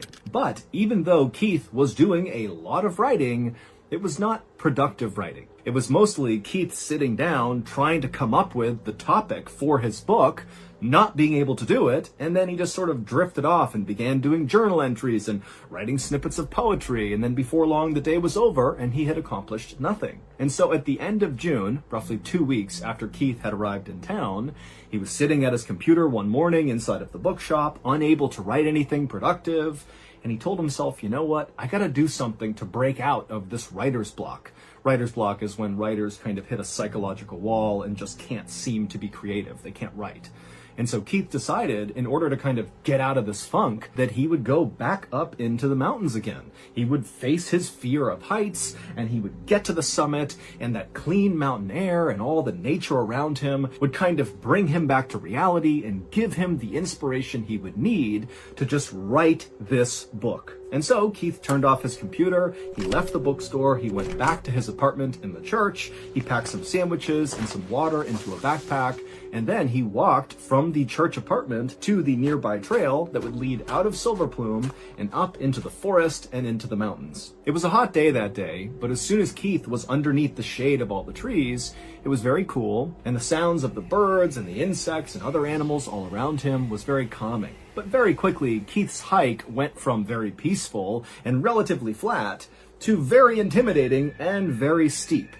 But Keith, he was determined to do this hike. He felt like it was a critical step in the creation of this book. And so he just kept on going one foot after another, huffing and panting and making his way up this incredibly steep trail.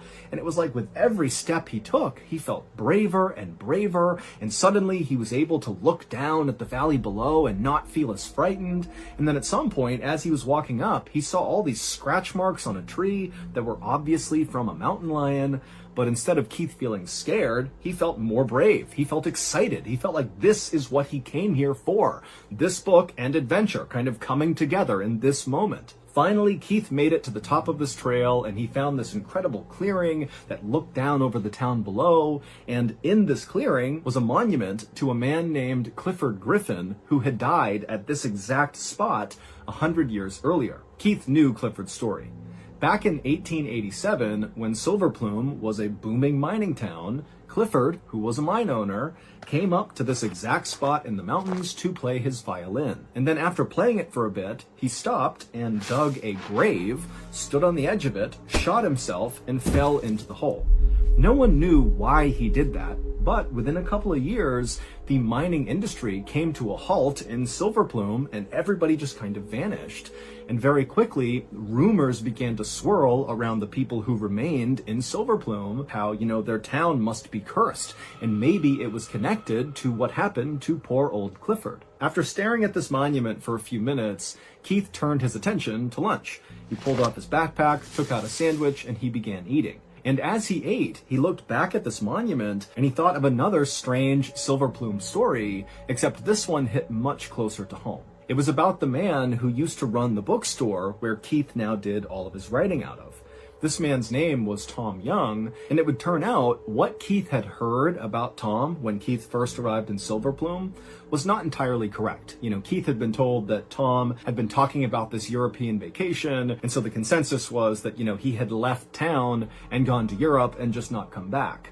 But the reality was, once Keith began asking around a little bit over those first couple of weeks he was there, was that Tom actually had been talking about this big European vacation, but then had walked into the woods, up into the mountains, where Keith was right now, where this monument was, and Tom had just vanished, apparently, in these mountains. Tom apparently had been a very quirky guy who had come to Silver Plume in the 1970s to kind of start a new life for himself. He had been teaching high school students in Denver, but he apparently didn't really like doing that and wanted to start over, and so that was what drew him to Silver Plume. And in Silver Plume, residents always saw Tom, along with his best friend, Gus, his black Labrador retriever, walking around town playing fetch. But instead of using a ball, Tom would throw a chewed-up doll's head. And then, on September 7th, 1987, so roughly 9 months before Keith arrived in Silver Plume, Tom and his dog Gus had gone for a hike in the woods where Keith was,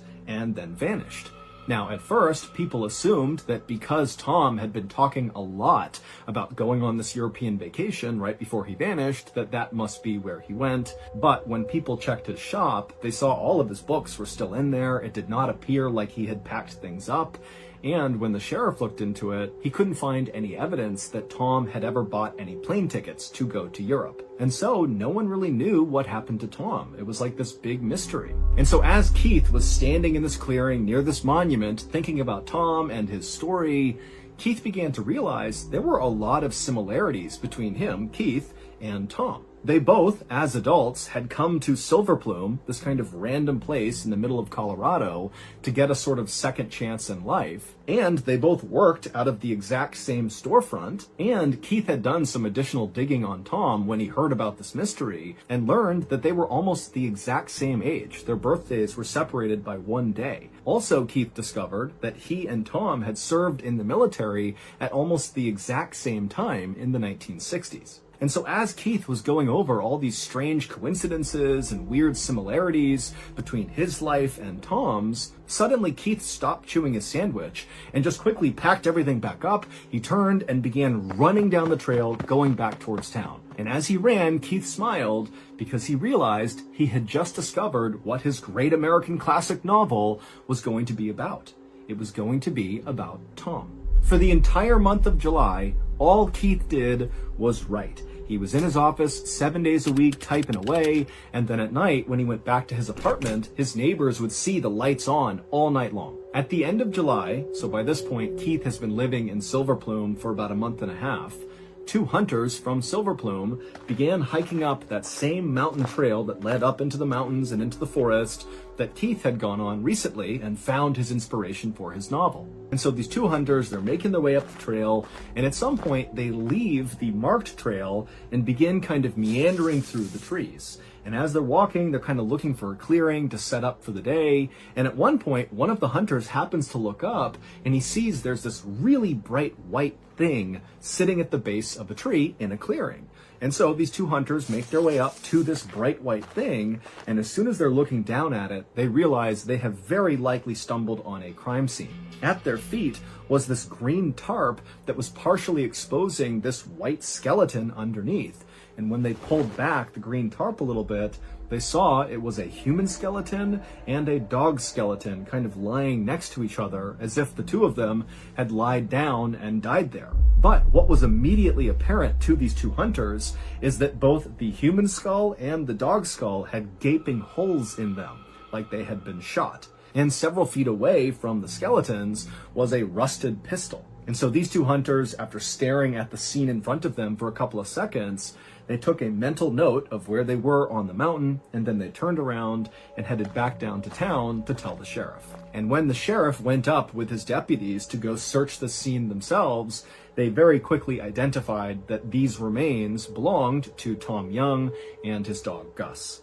And the sheriff also found out that that pistol that was found several feet away from the two skeletons had been purchased by Tom just a few days before he had vanished. And so the sheriff decided that what must have happened is Tom brought his dog up into the mountains, and after shooting his dog, Tom turned and shot himself. This was a suicide. Case closed. But this explanation didn't make any sense to the people of Silver Plume. First of all, Tom loved his dog Gus. Gus was basically like his child because Tom didn't have any other family, and so why would he hurt his dog?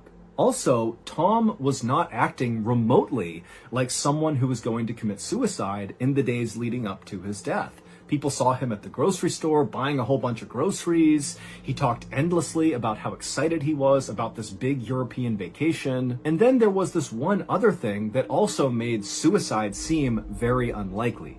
When those two hunters had discovered Tom and Gus, they were partially covered by that green plastic tarp, but it looked very much like the wind and kind of nature in general had blown the tarp off of them, revealing the white bones that the hunters had seen. But what that meant is that very likely that tarp at one point had been totally covering their bodies. And so between that and the fact that the gun was located several feet away from where Tom was, it seemed to the people of Silver Plume that probably somebody else had shot and killed both Tom and Gus, covered them up with this tarp, and then dumped the gun several feet away. Adding to the theory that this was a murder, not a suicide, were the rumors around town that there was this nuclear weapon production facility somewhere near their town, and apparently they were illegally dumping radioactive materials into these old abandoned mine shafts near and in Silver Plume. And people thought, maybe Tom, who had military training, he was actually in the special forces in the military, maybe he had gone out and done some snooping around and discovered this illegal dumping operation, and that got him killed.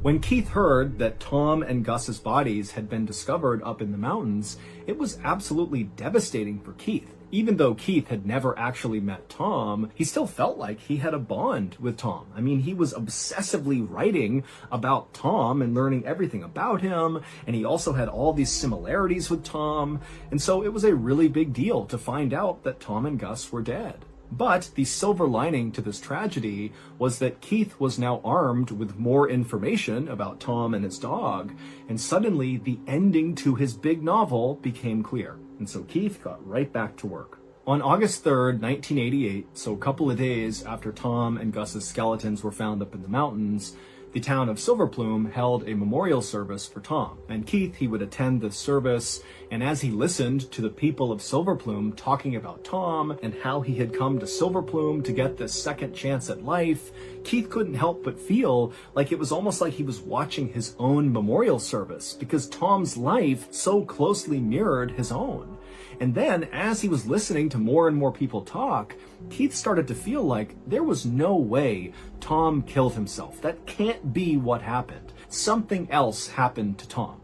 And Keith was confident that through his research and through doing this book about Tom, he would figure out what happened to him and his dog. As soon as the memorial service ended, Keith quickly slipped out and headed back to his apartment, and when he went inside, he looked around at all the stacks of papers and maps and books that he was using to put together this novel, and he knew that out of all this chaos around him, this novel really was becoming a thing. He was doing it. He was gonna get this book done.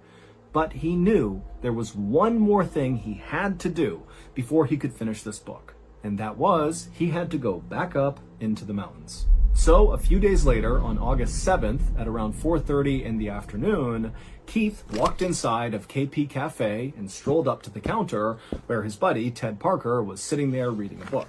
Keith paid for a drink and then announced to Ted that he, Keith, was going to leave this cafe and go right up into the mountains again. And so as Keith told Ted his big plan for this hike he was going to go on, Ted just felt totally confused. Ted's looking at Keith knowing this guy is not a confident climber. I mean, they had gone on that one hike partway up the mountain, and Keith had had a panic attack and had to go back down again. Also, at the top of the mountain, it was like 12,000 feet of elevation where the temperatures would be near or below freezing. And here Keith was just wearing a flannel shirt and jeans. He had no other equipment with him, no other warm clothes. Also, the route that Keith was describing to Ted would take at least 6 hours round trip. And it's 4:30 p.m. now. And so Ted's thinking, Keith is going to get trapped up in the mountains in the middle of the night. And so Ted finally says to Keith, "I hope you're joking."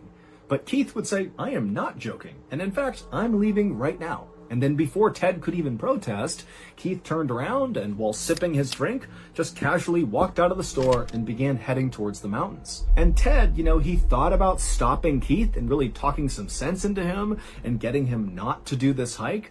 But ultimately, Ted decided to do nothing, and he told himself that he would just check on Keith the next day.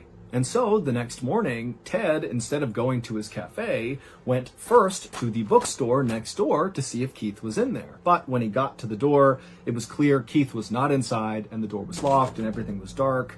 And so, trying not to panic, Ted hopped right back into his car and he drove over to the church apartment where Keith had been staying. But again, Keith was not there.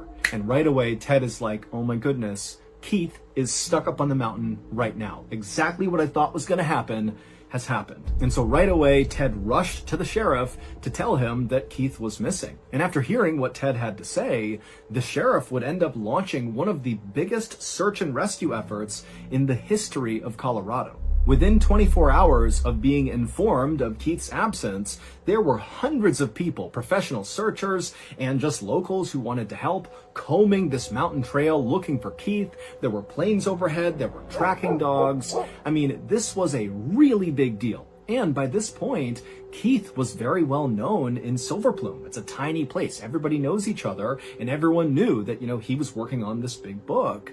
And so people were really worried about Keith. He was one of theirs. But also, the townspeople were very creeped out by the fact that, Keith, who they knew was very similar to Tom, they knew he was writing about Tom, they knew that Keith was working out of the same storefront that Tom had been in, that now Keith had apparently vanished under the exact same circumstances as Tom. He had wandered into the woods, and that was it. And so it just felt like, how could they have these two people go missing in the exact same way? It just wasn't adding up. On August 9th, so 2 days after Keith had gone missing, and so by this point he's still missing, Ted and some friends decided they would go to Keith's apartment and look around and see if maybe there was some clue as to where Keith went or what he was going to do on this hike. And so they went into his apartment, and Ted's friends began fanning out and looking in the bedroom and looking through all the papers and documents all over the floor, and Ted sat down at Keith's computer. And so Ted fired it up.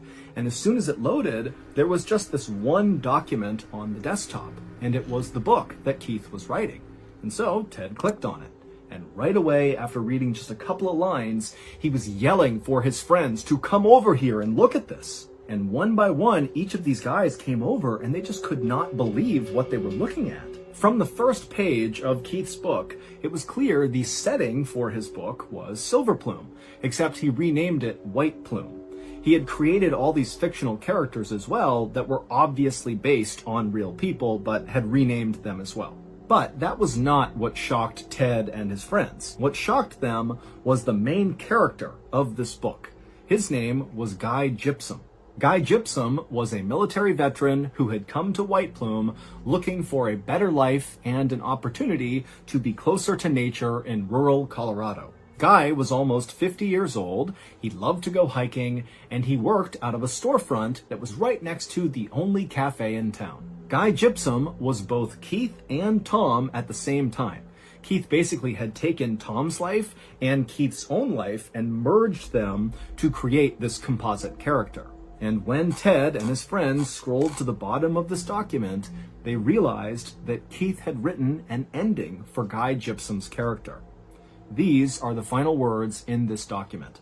Guy Gypsum changed into some hiking boots and donned a heavy flannel shirt. He understood it all now, and his motivations. Guy closed the door and then walked off towards the lush, shadowless Colorado forests above. 5 days later, the search for Keith was called off. He was never found.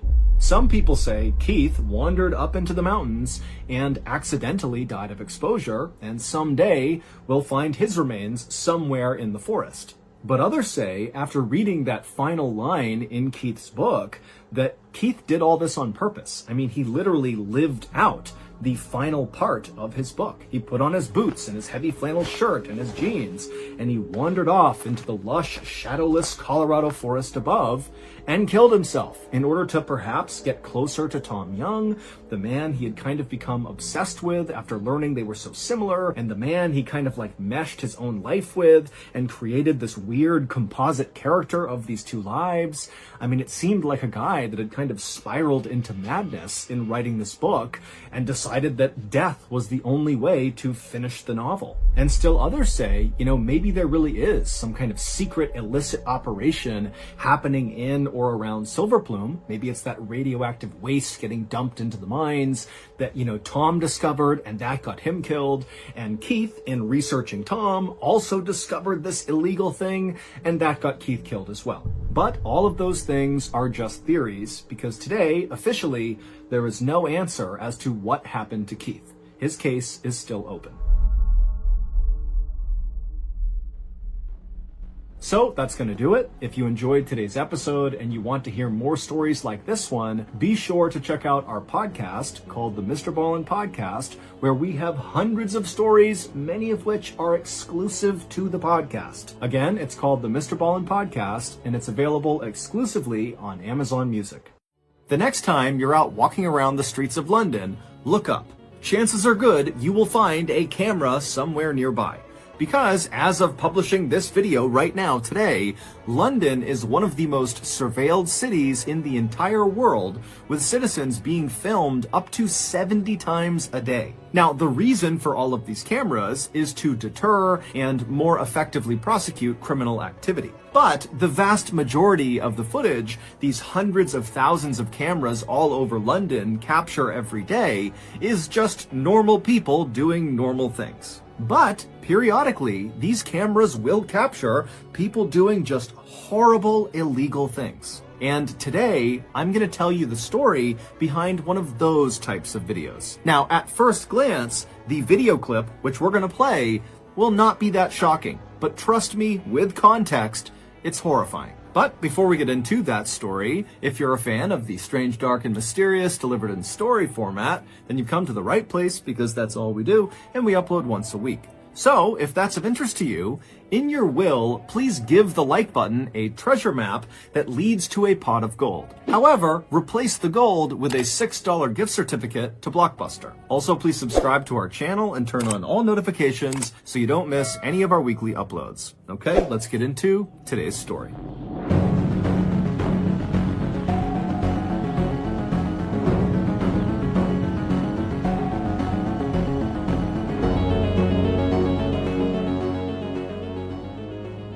On the morning of Friday, June 11th, 2021, in a suburb in the northwest of London, a man named David Klein woke up to his early morning alarm. David rolled out of bed, he got dressed, and he very carefully made his way downstairs to start getting ready for work. As David moved around this old brick house he was in, he was very careful not to make much noise because he didn't want to wake up his roommate, a 67-year-old widow named Deborah Chong. Deborah was technically David's landlord, but she didn't charge him any rent. The The two had met in church, and when Deborah had learned that David didn't really have a place to live, she had immediately volunteered her house and told David to come live with her for free. David couldn't believe her generosity and immediately took her up on the offer. And then after he had moved in, he learned that he was far from the first person who Deborah had allowed to come and live in her house rent-free. It would turn out Deborah, whose late husband had given her a ton of money in his will, felt like it was her responsibility and her duty to use her ample resources to house people that were kind of down on their luck. She said it was her way of serving God. Also, David got the impression that Deborah just liked having people living with her in her home. It made her happy. But David would notice a distinct change in Deborah's personality around the time the COVID-19 pandemic started in early 2020. At that time, Deborah, like many other people, was very concerned about this global health crisis and wanted to learn more about what was happening and what could happen in the future. And so the way she did that is she obsessively began going on YouTube and began consuming COVID-19 related content and political content surrounding COVID-19 and the pandemic and lockdowns. But instead of becoming more educated and well-versed on what was happening in the world, Deborah's constant consumption of COVID-19 related content on YouTube really just made her feel incredibly stressed out and anxious. And as David began to see firsthand, Deborah's sudden high levels of anxiety really began wreaking havoc on her life. Years earlier, Deborah was officially diagnosed with paranoid schizophrenia, which is a mental illness that causes bouts of psychosis, which is like losing touch with reality. Now, pre-COVID, pre-pandemic, her symptoms were so mild that she basically led a totally normal life. But once the pandemic started and her YouTube quest for information caused that spike in stress and anxiety, it caused a spike in her symptoms. And so she began suffering from frequent and lengthy hallucinations and delusions. One time, David came home from work, and when he went inside the house, he found Deborah sitting at the kitchen table, diligently writing these handwritten letters to various British public figures. And when David asked her what she was doing, she explained to him that these British public figures were speaking directly to her through the YouTube videos she was watching. And so these handwritten letters were her response letters back to these public figures. In May of 2021, Deborah's hallucinations had gotten so bad that doctors intervened and forcibly injected her with an antipsychotic medication. And while these meds definitely reduced Deborah's symptoms, they also had some pretty negative side effects as well. Namely, they totally curbed her appetite and they made sleeping really challenging. And so pretty quickly, those two side effects combined made Deborah feel really weak and tired basically all the time, to the point where she sometimes needed David to literally hold her up by her arm just to walk down the street. Now, David, of course, had no problem helping Deborah with whatever she wanted. I mean, she had done so much for him, but David had work, and so he was only really available to help her in the mornings and in the evenings during the week. And so he had actually spoken to Deborah about hiring a full-time caretaker that could live with her and just take care of her at the level she needed all the time. And Deborah was open to it. She actually called a company that offered that service, and they told her they would get someone out to her, but it would take some time before her caretaker was actually assigned to her. Now, David was really pleased with this development, but he really wished they would speed it up, because again, every time he was away all day at work, he knew Deborah was home by herself, and so he was just so worried something was going to happen to her when he was gone. So after David gathered up all of his things and very quietly made his way from the kitchen to the front door, he paused for a moment and said a silent prayer in his head for Deborah's safety and protection while he was away at work, and then he opened the front door, quietly went outside, shut the door behind him, and headed off to work. A few hours later, David came home from work, he went back inside of the house, and the first thing he did is he called out for Deborah. But Deborah didn't call back, and the house was very quiet, and so David took off his shoes and walked around the first floor, kind of calling out for Deborah as he walked, but again, there was no answer. And so after walking the whole first floor and not finding her, he yelled one more time really loudly, "Hey, Deborah, are you here?" And after hearing nothing, he pulled out his phone and he called Deborah. And as the phone was ringing, he could hear Deborah's phone ringing upstairs. And so he thought, okay, maybe Deborah is upstairs, she fell asleep, and her phone's just next to her on the bed. And so with David's phone still calling Deborah's phone, David began walking upstairs. And when he got to the top of the stairs, he just followed the sound of Deborah's ringing phone into her bedroom. And when he went in there, Deborah was not in there. Her phone was, though, and so were her glasses. They were both just sitting on the bed. Those were two items that Deborah would bring with her anywhere she went. And so, trying not to panic, David called out a few more times for Deborah, but again, there was no answer. And so after quickly searching her bedroom and not finding her, he searched all the other rooms upstairs, but again, she just was not there. She was not in the house. And so David began calling and texting friends from church and other people that knew Deborah to see if anybody had heard from her or knew where she was. But no one did, and the only people who had recently talked to her said she was totally incoherent, talking about spirits and demons and the destruction of all mankind. And so, believing Deborah must be suffering from a schizophrenic hallucination somewhere out in the city, David picked up his phone again and he called the police. When the police showed up at the house, David filled them in on what was going on, and the police told him, hey, look, we'll go back and review all of the CCTV camera footage taken from outside of your house. We're bound to see footage of Deborah leaving her house at some point, and then we can just watch where she goes. And so David felt reassured, and the police felt very confident. But when the police went back to the station and began reviewing all of this security footage taken from roughly outside of Deborah's house, there was no footage of her ever leaving the house. There was only footage the day before of Deborah going into the house, but she never left. And so naturally, the police went back to Deborah and David's house, and they thoroughly searched that house, believing Deborah had to be in there somewhere. But despite searching everywhere in this house, in every crawl space, in the attic, the basement, every closet, everywhere, she wasn't there. It would take the police nearly a month, but they would eventually figure out where Deborah went. And to say they were surprised at where she went is a massive understatement. But to understand what happened, we have to go back to the very beginning of Deborah's very strange disappearance story.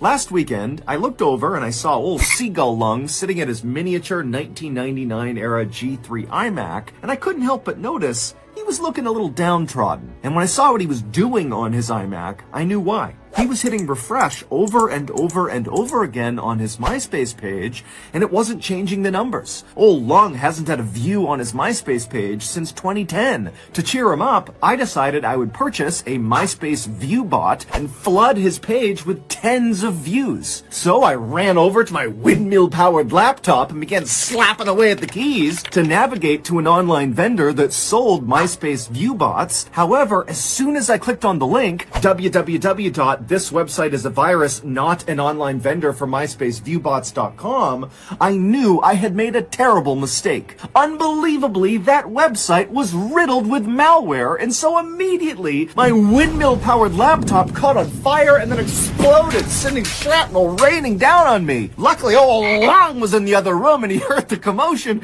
and he leapt into the room, and he pushed me out of the way just in time. And then after the dust had settled, old Lung gave me a big hug, and then slapped me right in the anti-tragus and said, Papa, wenn du ständig auf gefährliche Webseiten klickst, dann brauchst du NordVPN. Which of course in German means, Papa, if you're going to keep clicking on dangerous websites, then use NordVPN. And boy was old Luggy right.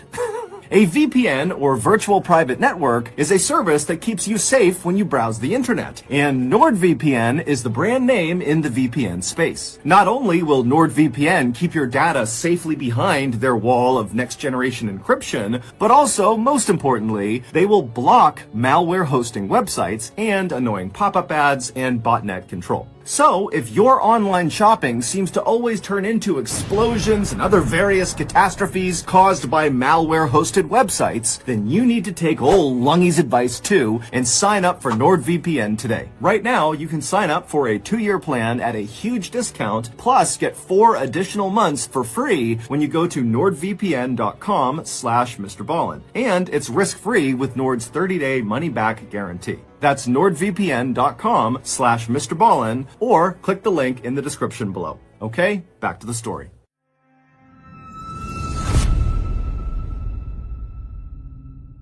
It all started about 10 months before Deborah actually went missing in August of 2020. That month, Deborah met a 36-year-old woman named Gemma Mitchell at one of her church prayer groups. Like Deborah, Gemma was very religious, and so the two women became fast friends despite being 30 years apart in age. Deborah would confide in Gemma about her mental health struggles, and Gemma would confide in Deborah about her house/financial troubles. Basically, Gemma, a couple years earlier, had given money to a contractor to fix up her house, but the contractor had taken her money, not done any work, and then run off, basically robbing Gemma. But Gemma really needed to do these renovations, and so she wound up hiring a second contractor who did begin work, but during this process, Gemma realized she would never be able to recover the money that was stolen from her from the first contractor, and so when she realized she wasn't going to get that money, she knew she would not be able to fully pay the second contractor for his work. And so when the second contractor found out he was not going to get paid, he stopped work immediately, despite the fact that there was no working heat in Gemma's house and there was a huge hole in her roof. But Gemma had no way to fix this, and so she and her mom were just living in this house that was just totally freezing all the time. Deborah had been so moved by Gemma's situation that very quickly after meeting her, she offered £200,000 to Gemma to finish the renovations on her house under the condition that one room in Gemma's new house would be solely dedicated to Christian ministry. Gemma was overwhelmed with gratitude. She could not believe that Deborah was willing to do this for her. And so, of course, she agreed to her terms without any hesitation. After that, the two women began texting all the time about this renovation project. Deborah would suggest paint colors and different things to do with the inside of the house, and Gemma would text updates about the different contractors she had talked to who could do pieces of the renovation. Deborah was always inviting Gemma over to her house, and she even began referring to Gemma as her sister. And Gemma loved it because Gemma actually had always wanted to be much closer with her own biological sister, but they had kind of drifted apart. And so for Gemma, Deborah really did feel like the sister she was supposed to have. But their relationship was about to change drastically. In May of 2021, so 8 months after the two women met for the first time, and 1 month before Deborah would vanish, Deborah was forcibly injected with that antipsychotic medication in order to combat her paranoid schizophrenia. And right after Deborah got this injection, she began treating Gemma totally differently. She basically stopped communicating altogether with Gemma, and then in the rare times she would text Gemma, it was just to berate her about being a hoarder or being too messy and sloppy. Gemma didn't really know what to make of her friend's new behavior, but she knew, Deborah was going through a really tough time, and so Gemma just kind of took the abuse and didn't say anything. When Gemma did try to talk to Deborah by asking about the renovation project, which was quickly approaching on the horizon, Deborah would tell Gemma not to talk about it, that it was too stressful and just don't bring it up again. And then one day, Deborah just called Gemma out of the blue and said, "I'm not funding the renovation anymore. It's over. You're on your own." Gemma felt totally devastated and pleaded with Deborah to please reconsider. But Deborah was not about to change her mind. And in fact, on this call, she would tell Gemma, hey, you should just sell your house. And in fact, until you sell your house, don't contact me. And then Deborah hung up. Gemma didn't know what to do. She felt like she really could not sell her house because it was kind of like a family heirloom that had been passed down for generations, and so it just felt wrong to sell it.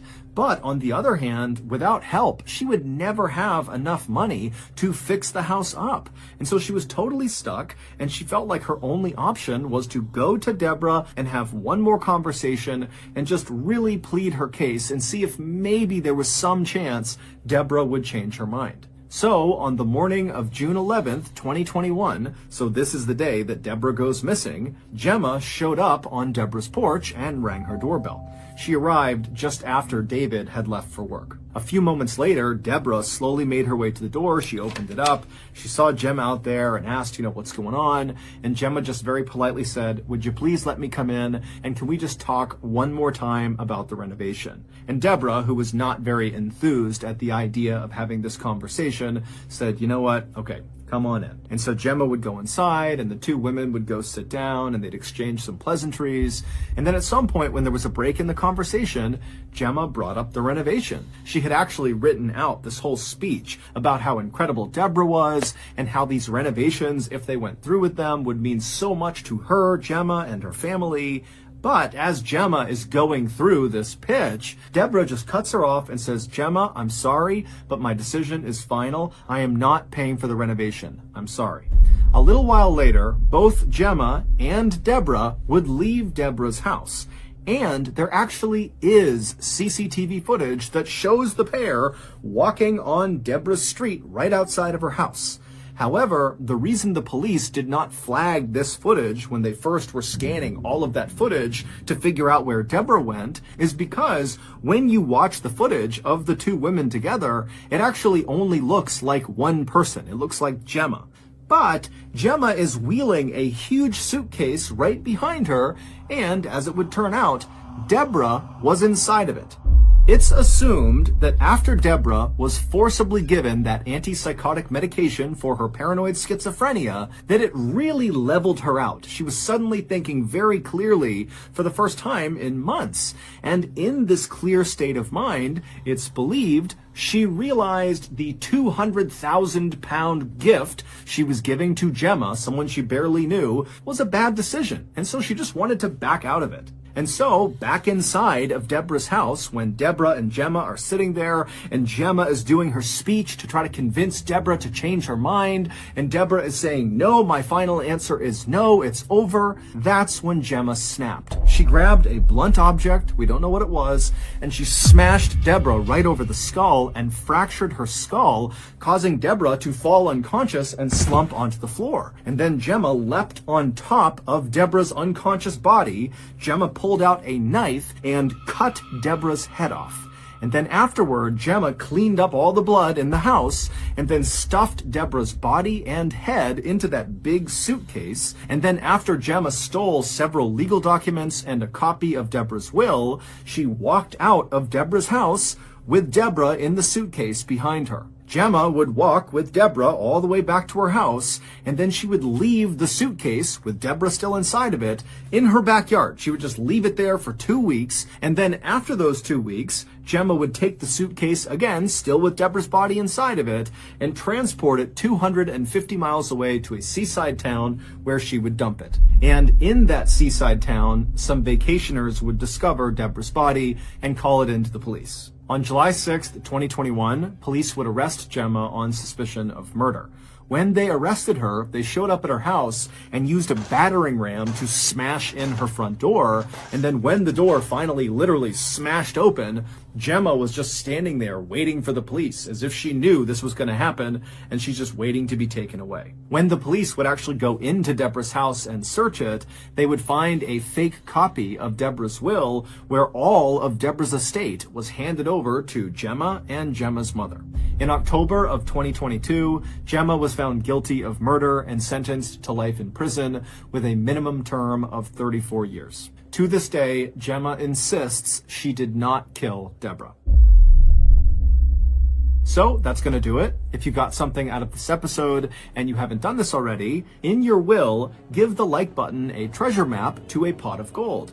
But replace the gold with a $6 gift certificate to Blockbuster. Also, please subscribe to our channel and turn on all notifications so you don't miss any of our weekly uploads. We have a podcast called the MrBallen's Podcast that puts out brand new exclusive stories on Monday mornings, and on Thursday mornings, we put out the remastered audio of our best YouTube videos. Again, it's called the MrBallen's Podcast, and it's available exclusively on Amazon Music. Consider donating to our charity. It's called the MrBallen Foundation, and it provides support to victims of violent crime as well as their families. Monthly donors to the MrBallen Foundation Honor Them Society will receive free gifts and exclusive invites to special live events. Go to MrBallen.Foundation and click on Get Involved to join the Honor Them Society today. We have 2 additional YouTube channels, MrBallen Shorts and MrBallen en Espanol. We put out near daily content on TikTok, Facebook, and Snapchat. All of those pages are just called MrBallen.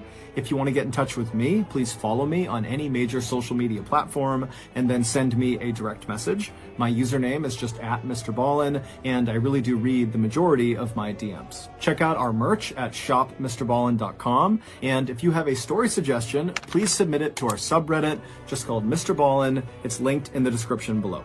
So, whether I see you on Twitter, Instagram, TikTok, Reddit, YouTube, Facebook, other YouTube channels, the podcast, wherever, just know that I really appreciate your support. And until next time, that's going to do it. See ya.